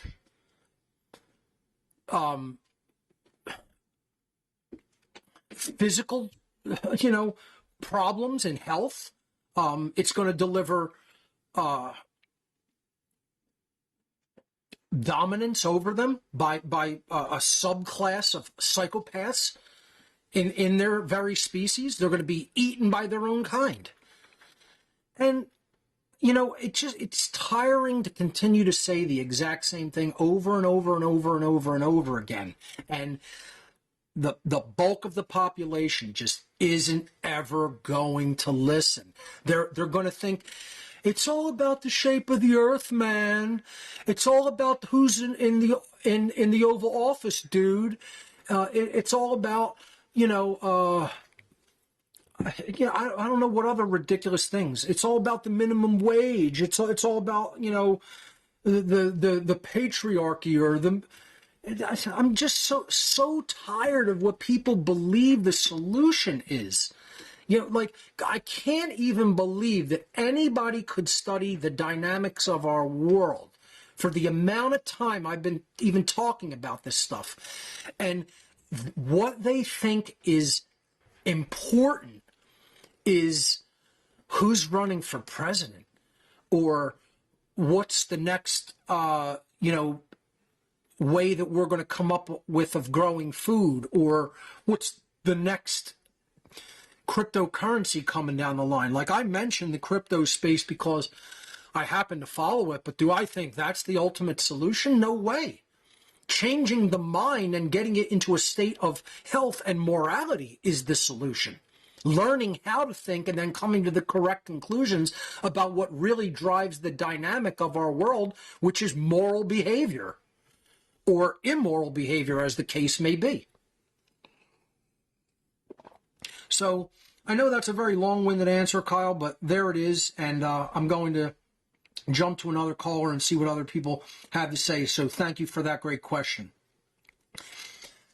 Let's hear from Nathan. Nathan, you are live on What on Earth is Happening. Welcome.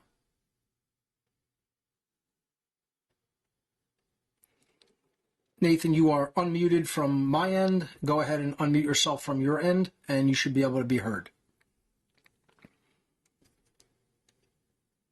It's the blue microphone icon on the call window that says What on Earth is Happening call-in room. There you go. You just unmuted. I'm not hearing you, though. There may be a problem with your audio. Check that out, and I'll come right back to you. Let's hear from Ivan Oyola, One Great Work Network content creator. Ivan from Phoenix, go right ahead. Hey, Mark, can you How hear you me? doing? Loud and clear. All right, great. Oh, man, it's been a while. Over a Yes, it year, I has. think. At least. Yeah, so much good stuff you're putting out, as always. And like the roller coaster that doing the great work is, I'm on that. Ups and downs. Yep. Why bother? And then realizing why you need to bother. Yep. Yeah, all the answers are out there. You 17 years of doing this, me 12 years of my stuff out there, and 15, 16 years of taking all this information in and critically analyzing it, thinking about it, contemplating it. And yeah, there's so much stuff that is true. The truth is out there, and so much stuff that has been obfuscated. The obfuscation is so incredible. And the answers and solutions have always been right in front of our faces. And it's stuff that people will freaking avoid to the grave. They don't want to admit the truth of things that That's need to right. be done. That's right. In the last year or so, there's been one thing that has really come front and center to me. I mentioned it in some of my earlier shows at the beginning of last year, and you touched on it with the glass. That glass, all that effort and skills and knowledge that goes into creating that glass, and the shortcut, easy way of that, you can just knock it off the table and That's right. destroy it. The destruction of it. However, Evil is there's easier also than good, and right. disorder is easier than order. Absolutely. It's the Yep. easy way out. Yep. Exactly, and that's intentional. That is how evil keeps surviving, is because the shortcut is what's put in people's heads. That's right. Because destruction is easier, people won't think about deconstruction of Right. how you can intentionally, purposely, with a reason for taking apart that glass. And I'm going to take this into an area that people probably don't want to hear. And you touched on this earlier also about death and all the dying and people getting what they deserve. And hey, it is what it is. How did we get to the state that humanity's in? Via death. The enslavers enslaved us, or humanity, through duress, coercion, fear, and death. Yep. Okay, Violence. so if Yep. that's right, if that's how we got here, sorry people, how do we get out of here? First, yes, knowledge is important. Consciousness. You need to come to the realization that, hey, that's how we got here, and that's how we're still here. All these fucking videos you see online of police abusing people, tasering people, and killing people, and nobody freaking steps up to them and takes a fucking bat to their heads. Why? Fear of authority. Well, you don't want to get involved. You don't want to fight evil with evil. Like, no, wrong. If fear of death is what got us in here, fear of death is what's gonna get us out of here. So the slaves, sorry, need to step up and become free people and put that fear of death in the minds and hearts of the enslavers. That's the exactly police right. don't think the people are going to rise up. The freaking all these CEOs and presidents and kings and royalty and billionaires, trillionaires, they don't think the people are going to stand up. Yep. Oh, they mentioned it. They've hinted at it. That Schwab released a little video of, oh, people, they're becoming too rebellious. We got to see, they know that we know, a few of us know what needs to be done. The problem is, like you've always said, the critical mass. That critical mass, what do we have? Barely 100 people on the One Great Work Network putting out just the information, the consciousness work. That's 50% of the battle We're not there. even at 80. We're not even at 80. See? See? So look at that. There could be more people that we could add to that, but again, the idea is we wouldn't have to take it into the physical realm if we could do it in the realm of consciousness. If people stopped believing in an illusion called authority over other beings, we wouldn't have to spill one drop of blood, you know? And that covers everything. The thing I think is just going to happen is we're not even going to, the opportunity to even do this through any type of physical rebellion is going to it's going to come and go, you know, that's going to go past us, you know, because we didn't morally educate the population and or take the option to have a physical rebellion. And we're just going to slip deeper and deeper and deeper into bondage and death because they're going to keep hitting us with more and more and more and more poison. You know, when you want to cull a population of a farm, you're just going to fucking distribute poison out to the animals until they're dead. And you get the population down to where they're at. And that's what they're really in the process of doing. They're distributing so much poison to the population that they are trying to just cull the numbers of the human herd down to more manageable levels before people wake up to any extent. And they're going to be successful, I think. Unless we wake up like, I mean, it's got to be such a sudden and massive wake up at this point that I really have stopped even considering the possibility that humanity's going to wake up and be free. I really think that we went in the direction of the negative harvest of human souls. And I think it's going to possibly lead to either a very slow, torturous decline into complete totalitarian slavery worldwide, or we're going to blow ourselves up with nuclear annihilation very quickly, you know? And I would in suggest either one of those Mark, it's a race. situations, humanity will have deserved it. Yeah, I would suggest it's almost a race because there are times where I don't agree with the elites or the powers that should not be, but I understand them. I understand them at times. And the races now, like, hey, all these people suddenly dying because they took the safe and effective shots. Okay, maybe it's a race to who gets to the controllable number of humanity to pull it to their side. Is it going to be, to where, okay, we have enough of the dipshits, like you said, sacks of shit that have been died off, that the few that remain now are enough to get it and be like, oh, okay, shit, maybe we need to start fighting back. Thank you. Well, thanks for waking up. Or is it going to be enough left that are going to be, oh, wait, listen to Master. Don't you see everybody that died? And you need to comply and obey. You're the problem. So it may be a race to the bottom to see, who gets there first. I agree. I think that's a pretty accurate assessment there of potential future scenarios.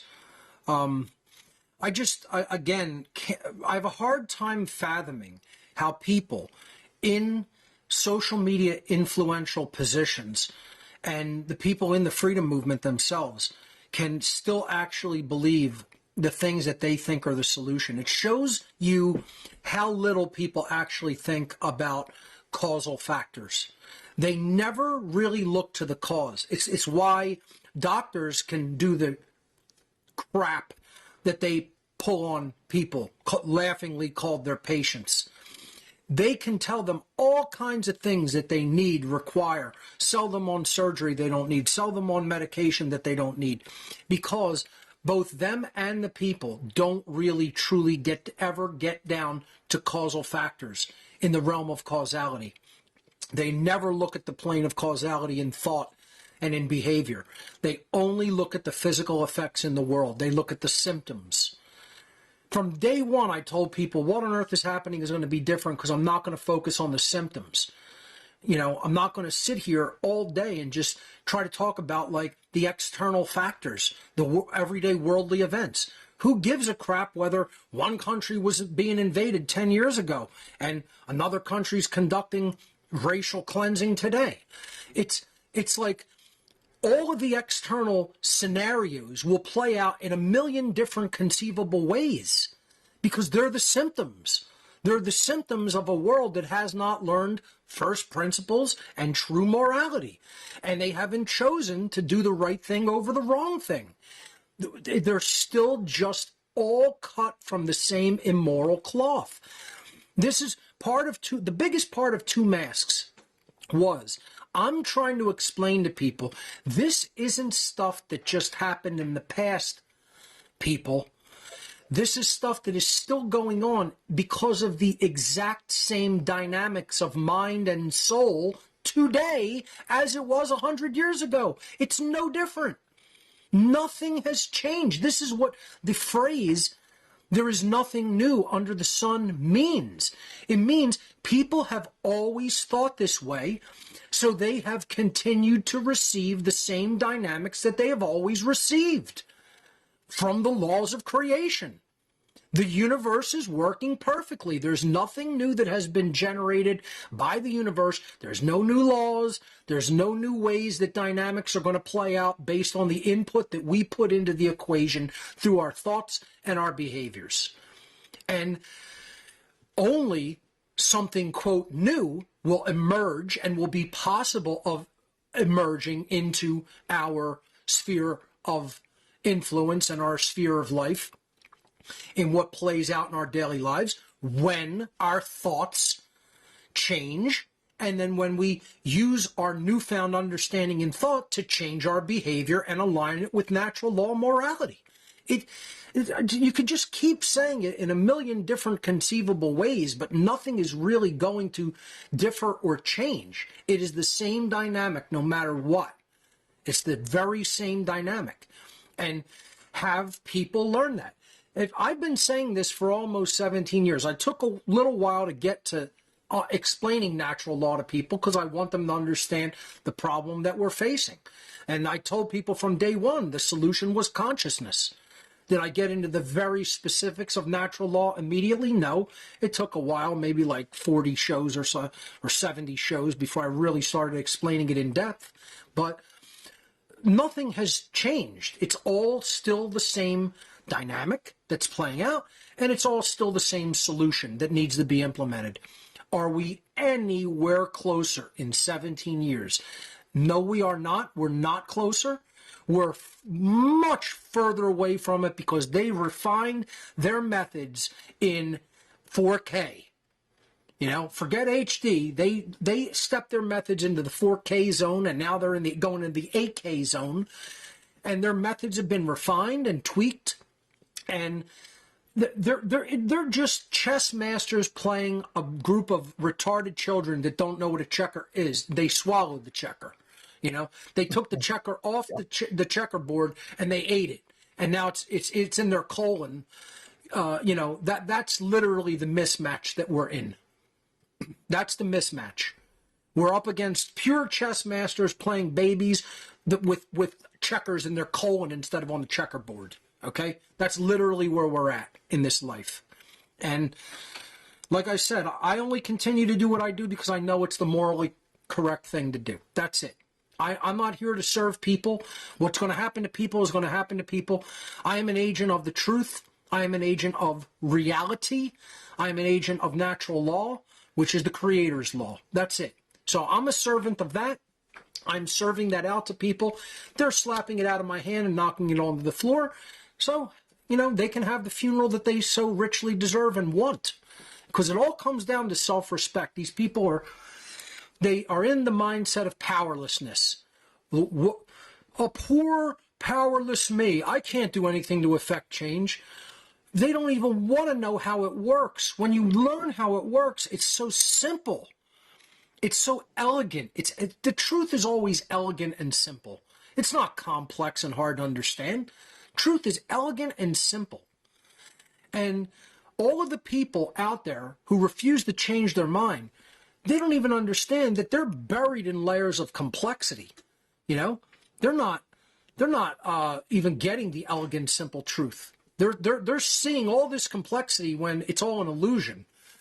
The truth is very easy and simple to understand. It's not necessarily easy to implement. You got to be strong and willful to implement the truth, but to understand it and receive it is not that hard. You just got to silence your mind and get your fucking ego out of the way for a second and let it say what it needs to say to you.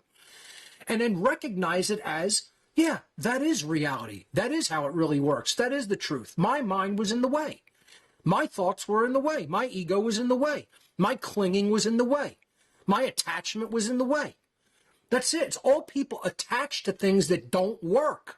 They're all shit. All their religions are shit. All their political ideologies are shit. All their social ideologies are shit. It's all mind control. It's all coming from the Satanists. It's all coming from the social engineers.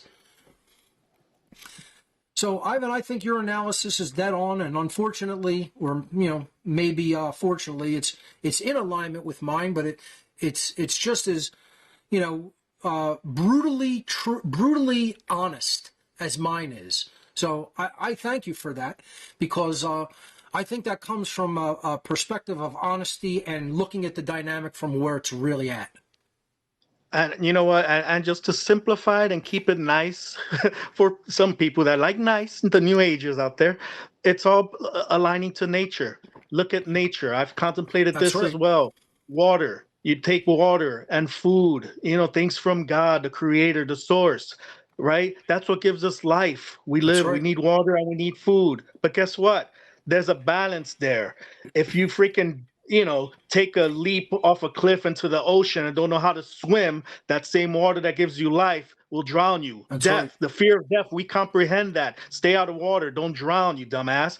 But yet there's a balance there. Food, yes, you eat, you chew your food, you swallow, you digest, and you live. But guess what? You stuff your face like a freaking, fat cow, and you don't chew your food and you choke, you die. Death. Right. Death is always there. It's the great equalizer, whether you're rich, poor, good, bad, whatever. Death equalizes. And we need to get that in our heads, that death is not something to fear, It's because that's how and that's how they keep us enslaved. Death is a liberator. Death can give life.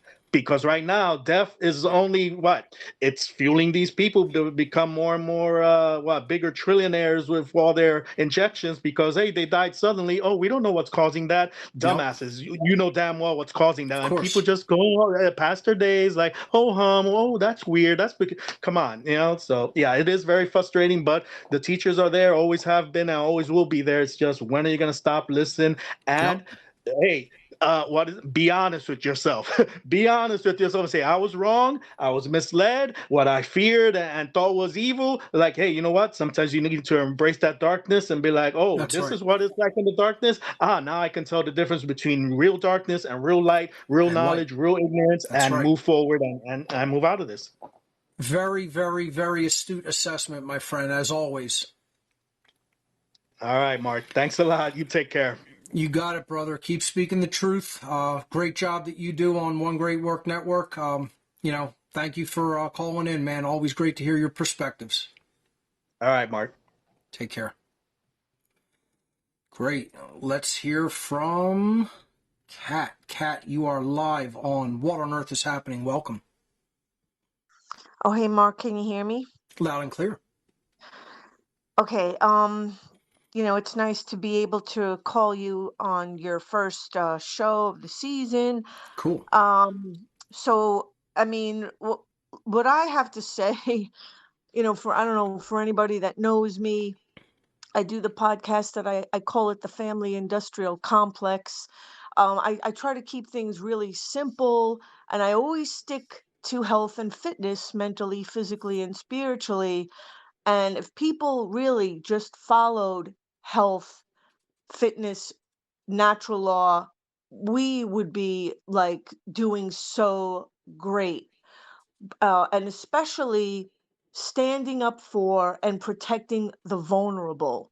I Right. mean, just to put it simply, uh the with everything that's going on in the world, we are in this horrible mess because people enabled abusers and they allowed the bill to fall on the most vulnerable for decades Right. because they do what's coward, they do what's easy, they become the abusers of people more vulnerable than they are.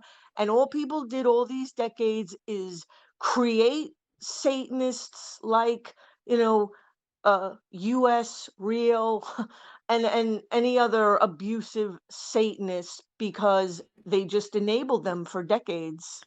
Imagine we have a society, and I did whole podcasts on this, that it just completely is a reflection of the satanic religion. We have a satanic ritual society is literally what our whole society is based upon, is ritually implementing satanic ideology. And Yep. again, as you said, it's part of the abuse victim cycle. This is something that I covered early on in the podcast, talking about how abuse is conducted by an abuser upon a victim, and then the victim either identifies with the abuser or as the victim, and they continue the cycle. They continue it as an abuser or continue it as a victim, and allowing another abuser to continue the cycle. Only through shadow work and self-healing and the development of true self-respect is the abuse victim cycle ever broken. And then we not only respect ourselves, but we extend respect to other beings, as you said, even the most vulnerable of our society. And you look at that, you could even look at what we do to animals. And that, has been said by many great teachers of morality throughout history, is that, you could judge a society based on how they treat animals that have no real voice and are the most vulnerable among us. Just all you have to do is just look at what we do and allow to be done to children. How many children are sexually abused and molested and trafficked and during the course of any given year? And, you have people you have police that are willing to go and hunt people down for taxes, or hunt them down because they're selling a product that isn't authorized, in a specific way, rather than go and hunt down the abusers who sexually abused and even in many cases mutilated and killed children. And they're not going after them. They're not going after all of those child traffickers and providers of children to sexually abusive situations, often by some of the highest ranking people in government. Look at the people who have exposed this, It's, just of course, because what's going on, over there in Palestine, I mean, it's been going on for decades, is literally just the macro, scaled up version Right. of what has been going on scaled down again with children and other vulnerable populations for decades. And I always go back to health and fitness. I mean, I spent decades studying the dysfunctional abusive family system and how children were not being raised to self-actualize, Right. and it got made normal for people to just be raised just enough, to have a paycheck, Yep. to pay your bills, To and push the and buttons and of the big machine. Yep. and I always felt literally decades ago that unless people were brought up to fully, express, their health, their full potential, that we were in so much trouble. And it's just not understanding. This is like health, basic health that any human being should be brought into this world, should be raised to be the unique individual that they are meant to be in this world. Because I mean, people are saying it about the IDF, that like these young people are brought into the world, they're indoctrinated as soon as Yep. they come into this world to be, to hate Arabs. People go to Israel, they come back to the US, they hate Arabs, and it's no different in America. Like, Could we're you believe all indoctrinated. how many societies on this planet are just teaching their children hate and violence? It's And that's all child the parents' faults. abuse. Exactly. Like, I mean, it's all about child abuse, all of it. Even people who don't think that they're being abused, unless you're raised to be the unique, free thinking, authentic person that you're on this earth to be, you're being abused. And I'm just always just going to keep saying that. Sure, of course. And So, we have to develop the self-respect not to take that abuse and not to fall right. into the victim abuse cycle and continue to identify with the abuser and perpetuate the abuse. You can't do either one.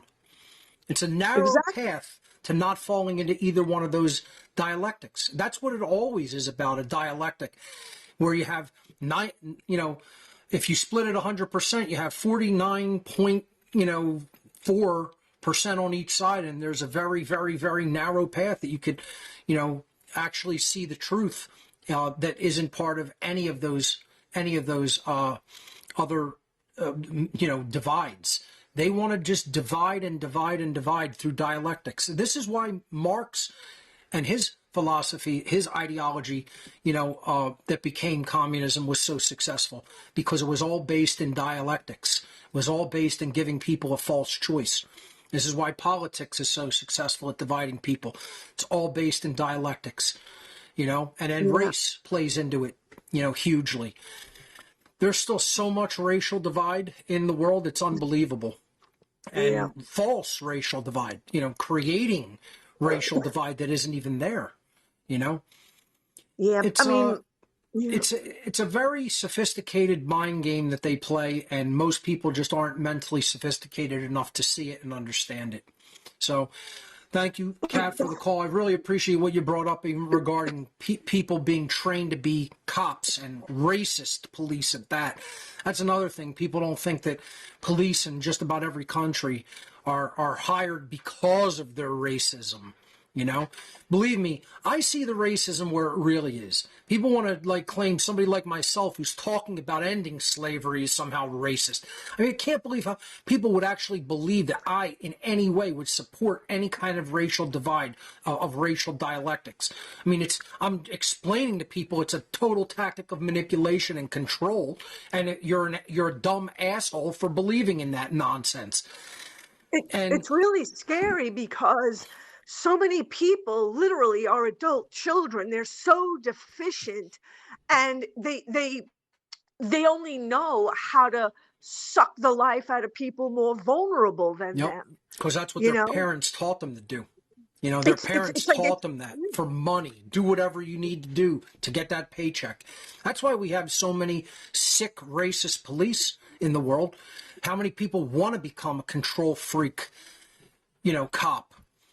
It's unbelievable. Their parents never taught them, you guys are not the good guys. Could you imagine people today thinking the police are the good guys?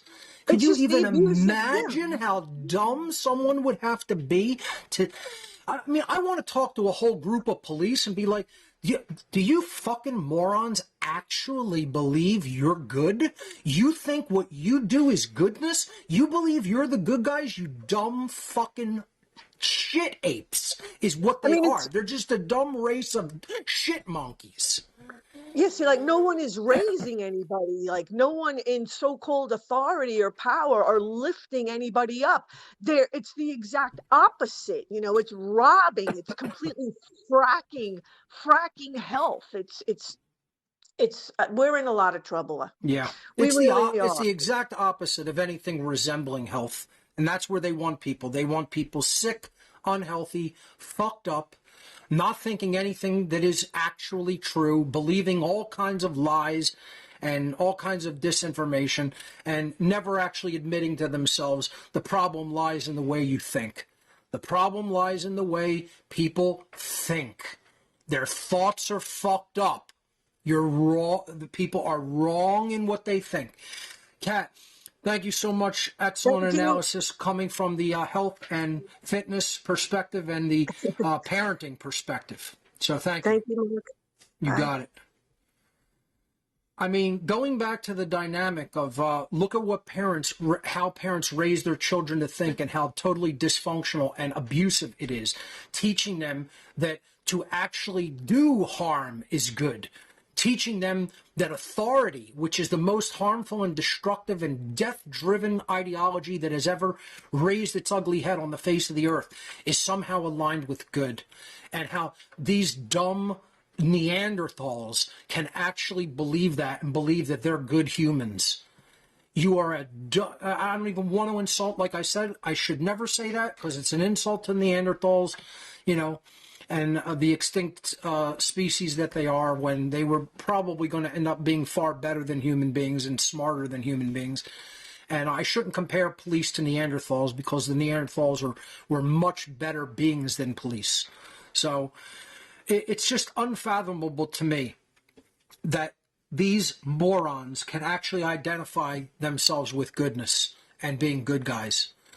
I just want to sit down to a room of these dumb fucks and say to them, morons, you don't think that the Nazis and the Nazi police, all of them, whether it was the SA, the SS, the Gestapo, any of them, you don't believe that they thought that they were good, that they were doing good things, that they were the good guys? And most of these ignorant, savage, racist fucking pigheads would probably identify with them and say, oh, they were. They probably are some of these jackass, asshole fucktards that believe that the Nazis were the good guys. That's how dumb these fucking mud apes are, you know? You're just savage sacks of shit animals is what police are. You're savage sack of shit animals. You're the most immoral people in the world. Order followers are the biggest immoral fucking trash on earth.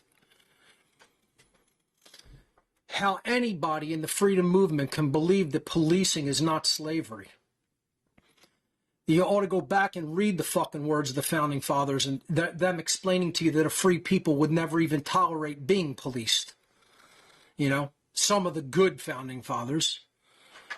You know, it's just unbelievable that parents don't have this talk with their kids.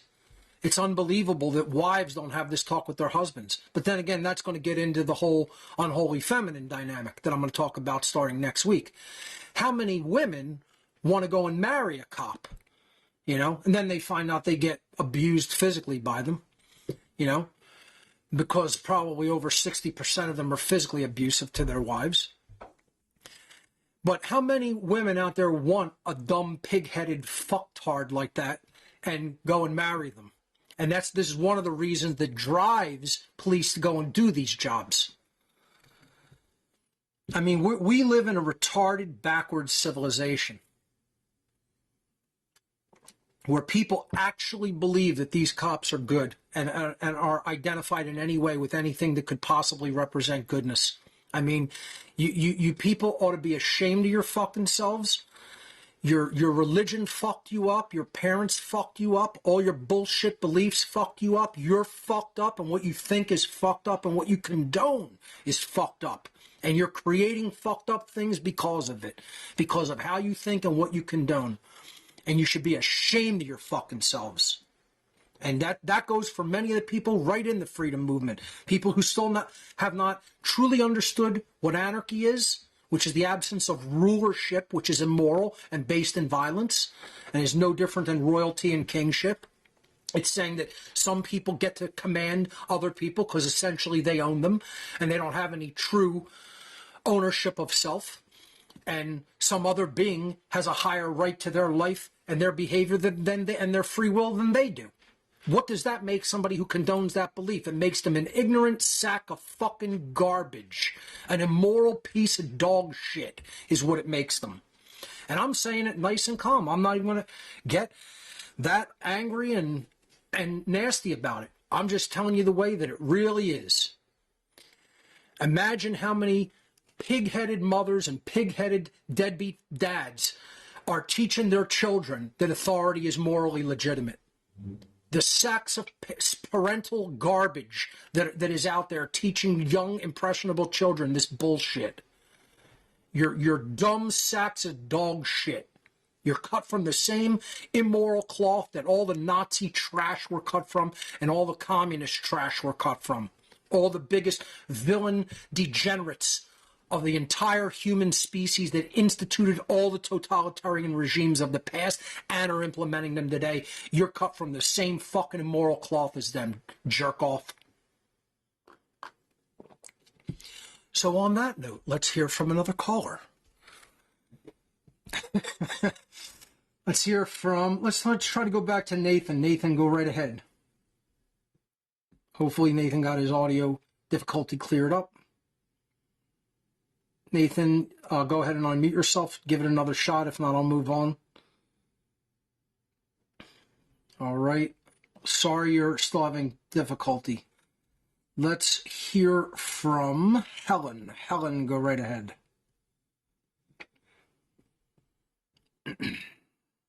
Helen, you have to unmute yourself. Hello, hi. There you go. Hi, Mark. How are you? Hi, I'm good. How's your back? I'm struggling with it a little bit. I've winced a few times. It's a little uncomfortable, but it'll be gone in a couple days. Oh, it's certainly better than it was a couple days ago. So I know it's healing. Just have to give it a couple of days. Yeah. I'm good to hear. So I'm just going to go back to what you're talking about, the communism. Yes. And so do you believe that the green agenda, Agenda 21, Agenda 2030, is a stealth-like communism, taking the land off everybody? You'll own nothing and you'll be happy. That's right. That's what they're trying to implement. They are stealth, covert communists, but they're really Satanists. See, Satanism uses the totalitarian ideologies that are actually dialectics. Again, I explained this in Two Masks, Same Face. One of the early stages of the presentation is I explain political polarization dialectics. They're trying to get people to choose either the left or the right, and if they choose the left, they move them into socialism in the form of communism, and if they choose the right, they move them in the form of national and fascistic socialism. So that's all the Nazis were. Nazis were just another variant of socialism. As a matter of fact, I explain in the presentation that, yes, it was all about driving all of the resources and, all of the goods and services into the hands of the state. That's socialism. The Nazis were socialists.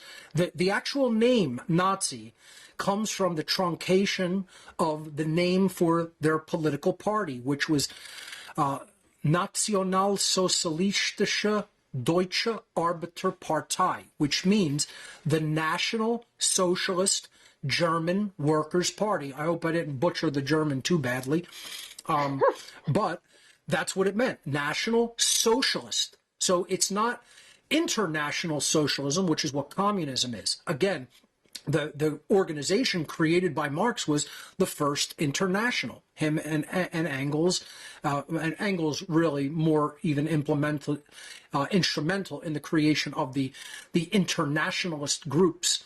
That was, First and Second International, and it still is Communist International today. The idea is it's international socialism. You're bringing Marxism and socialism in through internationalist pathways, trying to make it policy of nations everywhere through a coordinated body of authority, like a world government. They absolutely Yeah. wanted central banking, centralization of governmental power, centralization of education. That's their goal. That's how they did it in socialist regimes or communist regimes. Communism is just the international brand of socialism. National socialism, on the other hand, works in one country. This is really what, if you want to be very technical, this is what Stalinism was. Stalinism was communism within one country, if you really study the Stalinistic mindset. And also Mao brought that into China, working with, Marxist ideas, but implementing Chinese ideology and culture into Marxism. So Like a they could, religion, some of your talks that you've talked about, you said like governments is like a religion, and the yep, green agenda is like a religion. that's right. It's all religion, because if it takes you away from the truth and it takes you away from first principles, then by definition it is a false religion. And Yeah. both Nazism, which is national socialism, operating within a country and then spreading out to others through military conquest, or communism, which is international socialism, working through supranational governmental organizations, such as the EU, the WHO, Yeah. the World Bank, etc. It's all the same thing. It's all the usurpation of the Creator's laws, wanting to be God on earth, wanting to put people into enslavement and complete tyranny and dependency, and keep Absolutely. people like livestock. That's all it really. Yeah. That's all these ideologies do. Whether you're coming from the left or the right, if you Yeah. believe in authoritarianism, you're leading people into bondage and slavery. But normal people that you talk to, although they might agree on some of the things, they quite often cannot see the green agenda because everybody has this thing to save the planet, Right. which Right. obviously we shouldn't destroy things, but it's That's right. very emotive. It's like, oh, we mustn't do this, we mustn't do that. And we have our very famous Attenborough, who goes around telling us all that there's too many people on the planet. We should be looking after this. We should be Yep. looking after the other. And everybody watches that. And oh, he's a hero. It's Richard Attenborough or David Attenborough. Sorry, David. When they're Attenborough. flying around on private jets every day. Exactly. Yeah, Exactly. But people And they're just not don't looking see at the that. thing that really drives all climate. There's only one ultimate thing that drives climate in this solar system, and that is the sun. The sun is 99.9% of the mass of the entire solar system. What do you think is driving the climate of the solar system? And people will say carbon and cars and things like that. Yeah. It's the sun. And they're It's always chemtrailing as been well. the sun. Oh, now that's doing damage. That's doing Yeah, of damage to the course. currents of the earth. That's bringing very Oh, unnatural okay. climate to different regions, without a doubt. Yeah. Yeah. I can't believe how many people believe that chemtrailing is still condensation trails. It's unbelievable. I know. I'm like, I look out the window and go, look at that. And they're like, what? They have I know. patents Oh, they're just online. contrails. They have patents online that talk about And they go stratospheric, around corners. yeah, Planes don't do stratospheric that. aerosol injection, and they want to say that's not the same thing. Yeah. No, it's particulate spraying in the atmosphere, in the stratosphere and biosphere. Yeah. And it's doing enormous damage because it alkalizes soil. It's putting dangerous chemicals into the air we breathe. It's creating low density nutrition food. I mean, there's all kinds of devastation that is causing to our ecosystem, Absolutely. not to mention it's artificially screwing with climate. Yep. But David Attenborough doesn't talk about that, so it mustn't be real.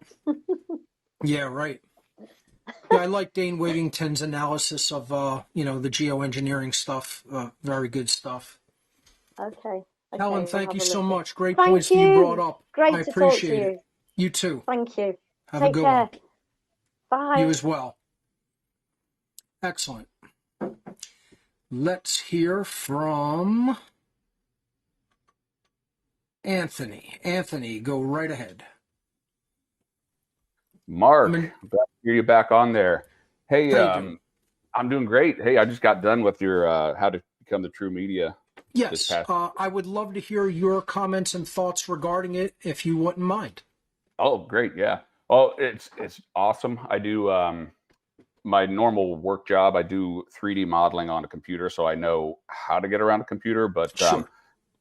but the information you have spelled out from the beginning to the end is just it's gold. So and having said that, I've already started to put it into practice as far as trying to get online and actually start making a presence known. So Great. I and appreciate that, Anthony. Oh yeah, certainly, man. It's well worth it if nobody's ever taken it before, and I'm certain that I'll probably take it again in the future at some point. But it was great having the community, the people we had on there, sharing things as far as that goes. But It was a great group of people, and it does foster, a community atmosphere where people can network amongst themselves, ask questions, kind of interact in real time. That's what I like about the seminar. And I like that I'm potentially helping to foster additional content creators to come out, speak in the open, create content, put it out there for other people to learn from. That's why I like How to Become the True Media so much. I really enjoy that part of the year where I get to teach that seminar.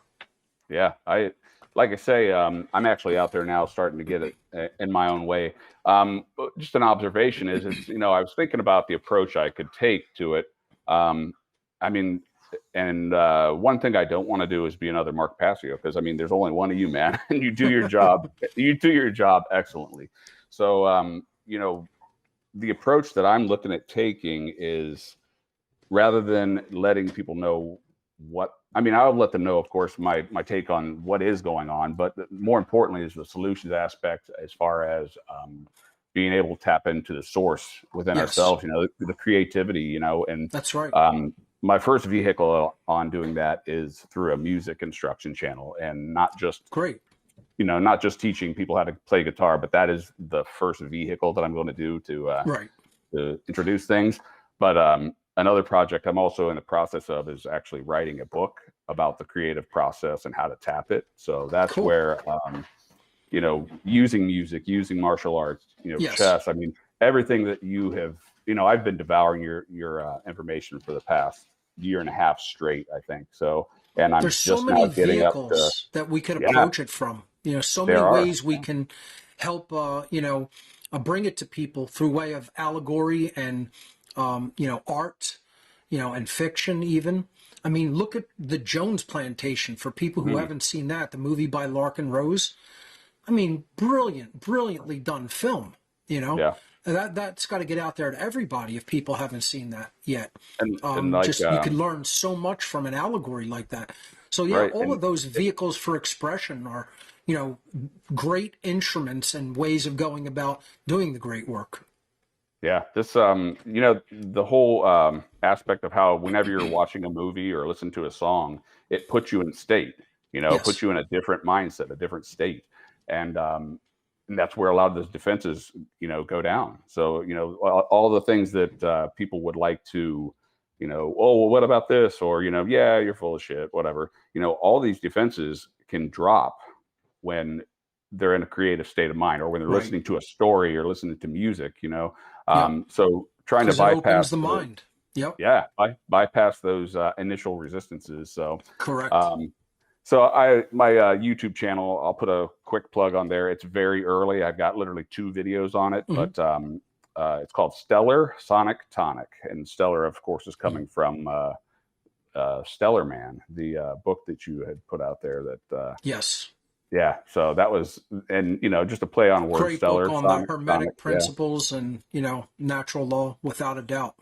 Yeah. So I just wanted to say thank you for the seminar, man. It was well worth it. There's so many things that I still have yet to go back and fully dig into. But as soon as you got the fire lit under my ass, I started saying, I got to get a video out. So excellent. I immediately figured out how to use DaVinci Resolve, and just enough to get it out there, because perfection is the enemy of good, man. I just got to start where I'm at and go ahead and keep on plugging. Start simple, build from there, without a doubt. Exactly. So Anthony, yeah, thank you so much. That's a yep. wonderful testimonial there as well. Thank you. Yeah, and thanks. It's the first time I had a chance to call into the show, and I'm honored to be learning from you. Thank you very much. Thank you. Excellent points, and thank you for your comments on the seminar. I'm glad that you got a lot out of it and are doing something with it. Excellent.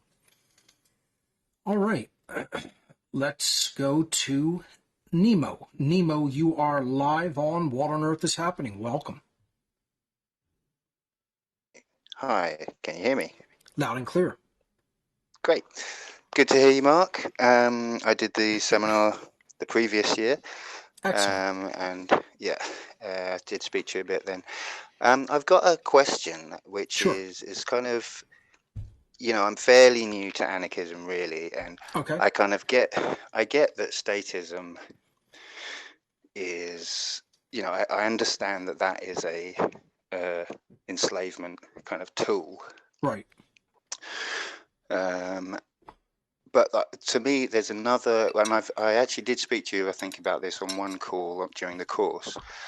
But to me, there's another tool which is as important, I think. I'm trying to sort of figure this out, but it seems like something that I don't really hear anarchists talk about. Okay. And it's land ownership. Right. Because to me, I don't see land as like matter, like something that can be exchanged, like an object. Right. I see it as like the plane of existence, and there is only one plane of existence, and so it's a problem to me. The sort of, I suppose it would be I guess the anarcho-capitalist kind of view would be like, oh well, you can exchange stuff. It's all fine to exchange things.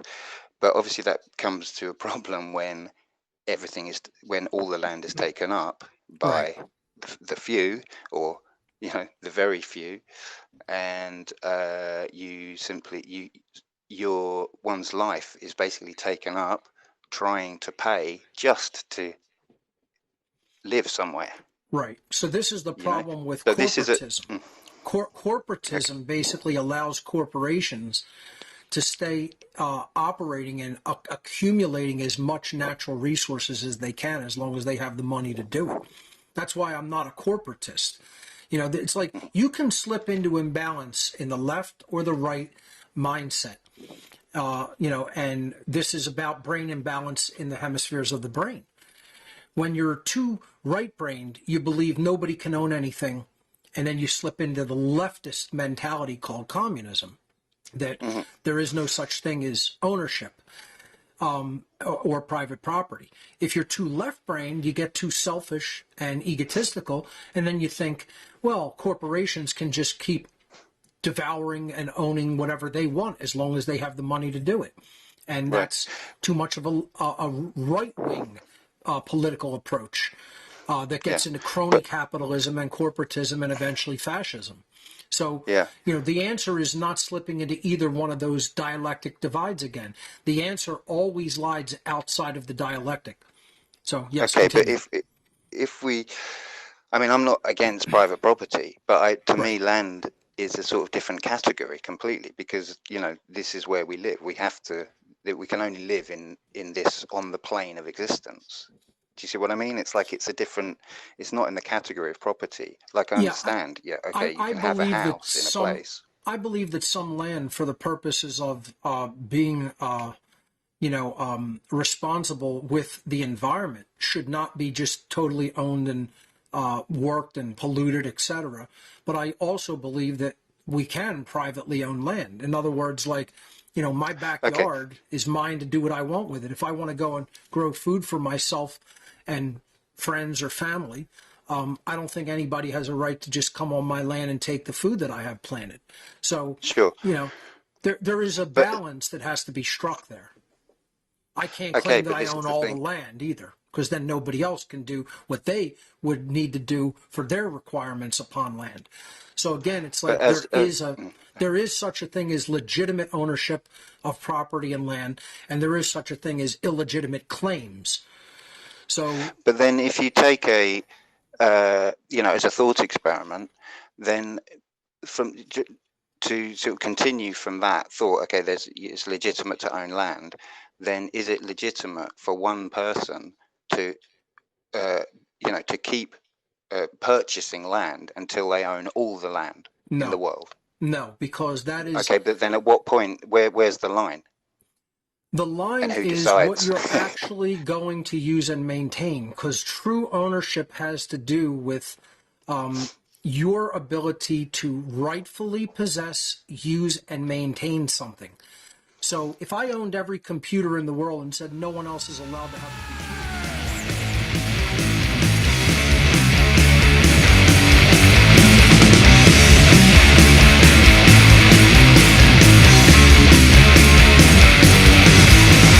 To all who hear our words, what philosophy?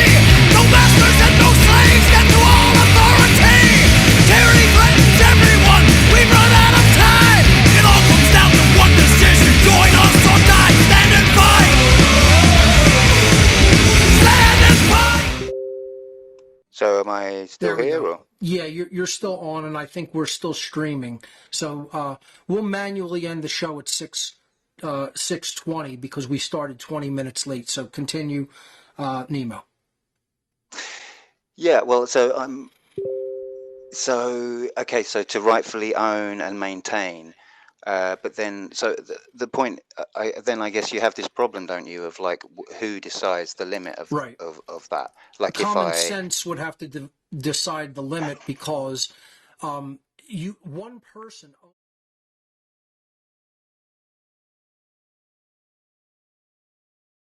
We're still streaming.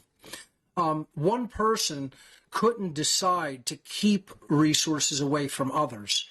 In other words, like, ownership doesn't mean that you can say, I'm cutting all other people off from their ability to have ownership over property.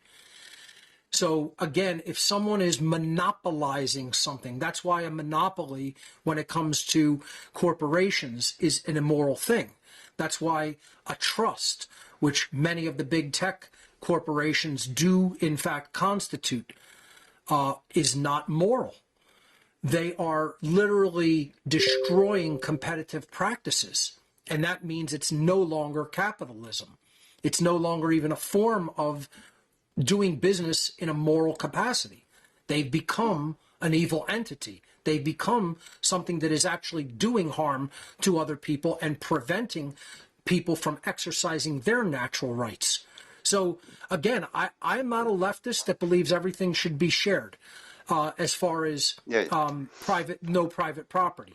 I am not a right-winger that believes that corporations can do whatever they want until they own everything.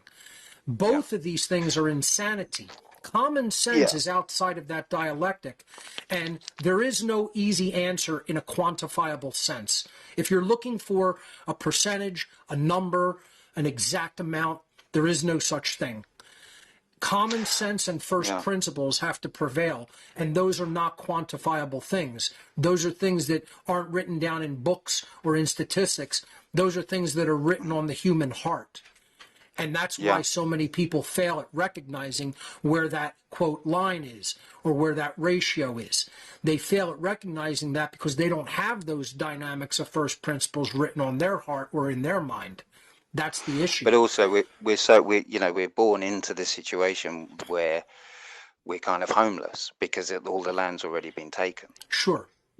So we're kind of, we're already in this situation where, in this country, the crown owns, so much of the land, of whatever, course. it's already been taken long ago. If morality were to prevail because it was taught from a very young age, people would just organically undo situations like that. It wouldn't take war to undo it. It wouldn't take bloodshed. It would just be something people would look at and go, this is not morally right, and we're not going to do it anymore. But do you think any of those members of those royal families or the corporation holdings that they all have are going to do anything differently? They're going to say, this is ours. It's infinitely more than our family lineages could ever use in 1,000 lifetimes. But we're going to hold it, and we're going to keep control over the people.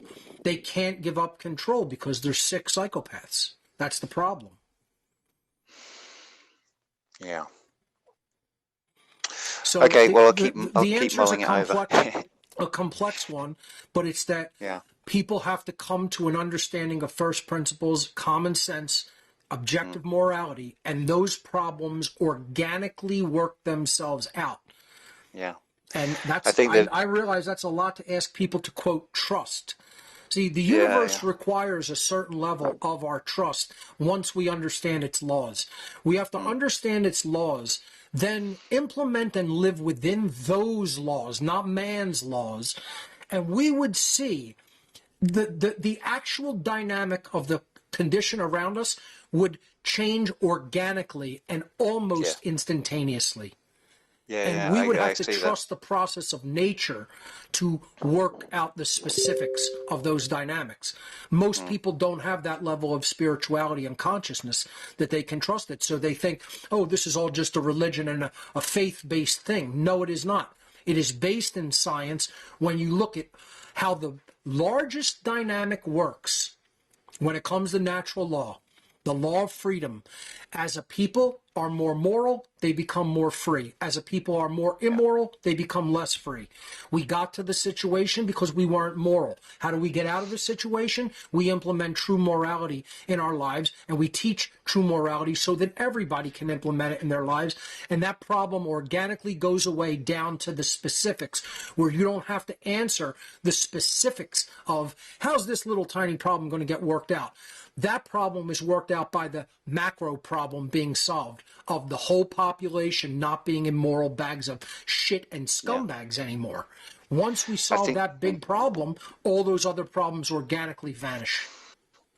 Yeah, I think the reason I sort of focus on this is because it's it dominates everyone's life. You know, In your paying society, rent. yes. Yep. Yeah. So Yep. everyone is working to pay rent. Right. Do you know what I mean? or a mortgage or whatever it is. How So it's it's all like, so structured. your whole, all of your energy is put Yep. into this, something which is basically immoral, because Of really course. you should have somewhere to live anyway. Do you know Sure. what I mean? God gave us a place to live, right? You know, I so mean, I totally agree that people should absolutely, no one should go homeless, no one should go hungry. The earth has more than enough places, homes, physical substance, resources, food. We could feed, clothe, and house everybody on this planet 20 times over easily if we were moral human beings, but we're not. You know, we're as a species, we're immoral savages, and so the universe is going to continue to give us hardship and ultimately slavery and ultimately death and destruction. So, Okay, Nemo, thank you. great points, though. Thank you for that. Thanks, Mark. Excellent. All right, I think we have about 14 minutes left in the show. Let's hear from Dennis. Dennis, go right ahead. You're live on What on Earth is Happening. Welcome. Hey, yeah, I was just thinking, what do you think of this idea of the sun? Dennis, let me stop you for a moment. Your audio is a little bit low. Can you bump your gain on your mic a little bit if possible? Or just go closer to the microphone? Can you hear me now? It's a little bit better. Go ahead. We'll try to work with it. I was just asking about the sun activity. What do you think that can do for consciousness? Oh, yeah, there's been some crazy activity on the sun, I got to tell you. If you look at the coronal holes that have been opening in the sun, it's very interesting activity. I follow space weather. I used to be much more vigilant following it. It was something that I did almost every day years ago because I got really into the dynamics of climate and specifically the sun. I don't do it as much anymore. I probably check in on it maybe once a week or once every other week. But I have to tell you, what the sun is doing, it's really picking up activity, and there's a lot of interesting activity happening, especially in the realm of coronal holes. There's been some CMEs, which are coronal mass ejections, and some flares in the M class, and maybe one or two up into the X class range. Nothing that could pose any kind of a threat to the planet at all. It would have to be probably 20 orders of magnitude greater to do that, and directly Earth directed. that activity would have to be. We haven't had anything like that, so it's no activity of concern, but we're just beginning to ramp up in this solar cycle toward a solar maximum in several years. And it's right on time. I mean, we were in a kind of an extended solar minimum over the last 11 years or 13 years or so. And now the sun's starting to pick up activity, so we're going to see a little bit more, warming of the planet, because that usually happens when the sun starts to go into high activity regarding sunspots, coronal openings, coronal solar flares, coronal mass ejections, things like that. But it's kind of right on timing with the sun's natural cycle. So if you study that, and you have been for many years, what we're seeing happen on the sun right now is generally no surprise, and nothing to be, bring up any alarmist thoughts or activity. It's pretty normal and average for the ramping up of a solar cycle, in my estimation, from what I understand. Can that increase consciousness, do you think, and help mankind? I do. I think that more activity on the sun actually equates to and is directly synchronized with more consciousness activity on the earth. And how could it not? The sun is the life of the solar system. When it's more active, I think people are more active. When it cools down and goes into a quiet period where there's not a lot of solar activity and sunspots and flares, human consciousness actually kind of trails off a little bit. I've always correlated human activity and consciousness with solar activity. And I just think that is a direct correlation and signal that the sun is sort of a being. It's a massive spiritual being. And really every truly ancient, culture that had a mystical tradition and was part of, the mystery tradition teachings said as much and told us that the sun was like a super being, a macrobial being that is really providing and nurturing life in this whole solar system. And I tend to align with that worldview. And I think that's, why if it really gets too stagnant, the sun comes in and does the true great reset at some point. When there's stagnation of evolution, the sun will fire a kill shot toward us and say, well, you had your time, now your time is up. And it'll say, here's the real great reset. That's not going to be Schwab's great reset. It's going to be the true great reset. I think that ultimately will, at some point in the distant future, come from the sun. I've said it on the podcast many times that if, things get really that bad, the universe doesn't tolerate eternal slavery. It eventually sends a rock or it sends a big flare, and it does the true reset on the planet. Because nature abhors that kind of a vacuum and an eternal state of non-movement. And so it sends something in to shake it up and creates the movement that it needs. That's why we don't long-term really get to refuse the lesson. The lesson's going to get imparted no matter how egotistical we are or how long we make it take or how much suffering we go through to make the lesson sink in. Right. So instead of a kill shot, there could be maybe a consciousness shot from the creator. I don't rule that out either. I don't rule that out, but I don't know whether it's trying to do the work for us. But I think that these little activities that we see on a daily basis, if we watch their progression in the solar cycle, I think we would recognize the correlation. There is a correlation if you study it long term enough, and this is why the globalists and the social engineers really know how ignorant people are of all these forms of science, and they realize that people don't do that homework, and so they can easily trick them and lead them into a mindset of fear, So the idea is the more ignorant the population is, the easier it is to fool them and lead them into fear and get them to give up their rights because of, quote, climate change, when it's just a natural solar progression within the known solar cycle that we have been observing as a species for decades and decades. And, if anybody in the modern world is paying attention, they know that this is just something that is part of nature. Yeah, for sure. I just think since COVID, like in my town, there are so many more people I associate with that are awake. I just thought maybe there was a bit of a consciousness shift because of sun activity might be increasing, and there might be some hope there. But like I agree with you with that. We'll see. I mean, again, I'm not gonna hinge all my bets on that dynamic, but I'm not gonna say that I rule it out. I'm not gonna say I'm dismissive of that. It very well could go in that direction because of the type of energy that is being emitted from the sun at this period. Look at it like a wave, right? Instead of looking at it something that makes something happen, look at it like something that assists if you know the cycle.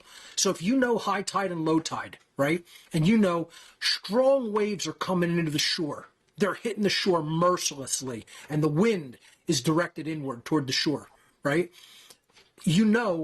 That's not a good time to go take a rowboat and try to row it out past the breakers. You're going to get clobbered. Now, it's true that you may still be able to do it, but you're going to expend way more energy and time than you would if you waited until it's low tide and the sea is relatively calm and there's only a couple of small breaking waves and you could easily row out past it. Now, if you observe that cycle over and over and over, you'll know when is a good time to take your boat and row it out past the breakers and when is not. It's the same thing when it comes to the sun and consciousness. So I would say this is the time to press hard, because if the waves are assisting us and there's even maybe a riptide flowing out to the ocean, you get in your rowboat and you get right out there, no problem, right? So maybe because of the types of energy that are energies that are being emitted from the sun right now, this is an opportunity. This is a time to go with that flow of energetic, dynamic and consciousness, and really, put the pedal to the metal.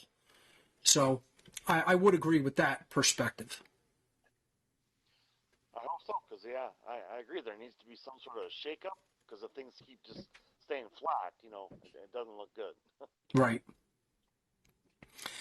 Dennis, thank you for that. And a good resource, if you want to check it out, would be spaceweather.com. They have a lot of interesting data on that page regarding solar cycles and coronal solar flares, coronal mass ejections, and other space weather-related phenomenon. So, Space Weather News. That's a Space Weather News, my producer is saying, is another good one. Excellent. All right, Dennis, thank you for that. What do we have? About 4 or 5 minutes left, not even? Yeah. 4. Okay, let's hear from Felix. Felix, go right ahead. Hello, Mark. Hey. Do you hear me? Loud and clear. Fine, super. I'm so glad to speak to you.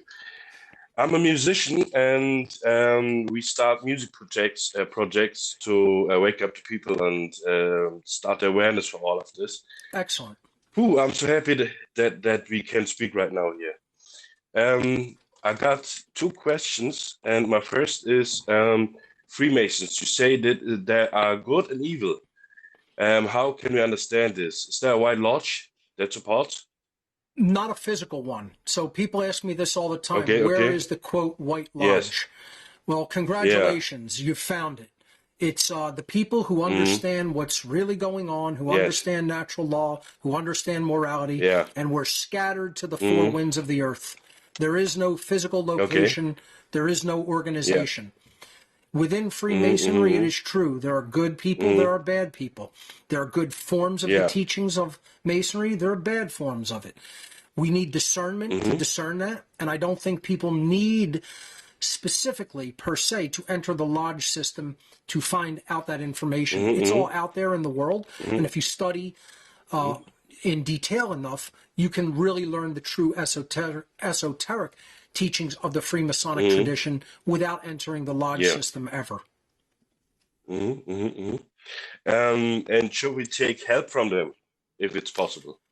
Again, that requires discernment regarding their intentions and what they really are attempting to do.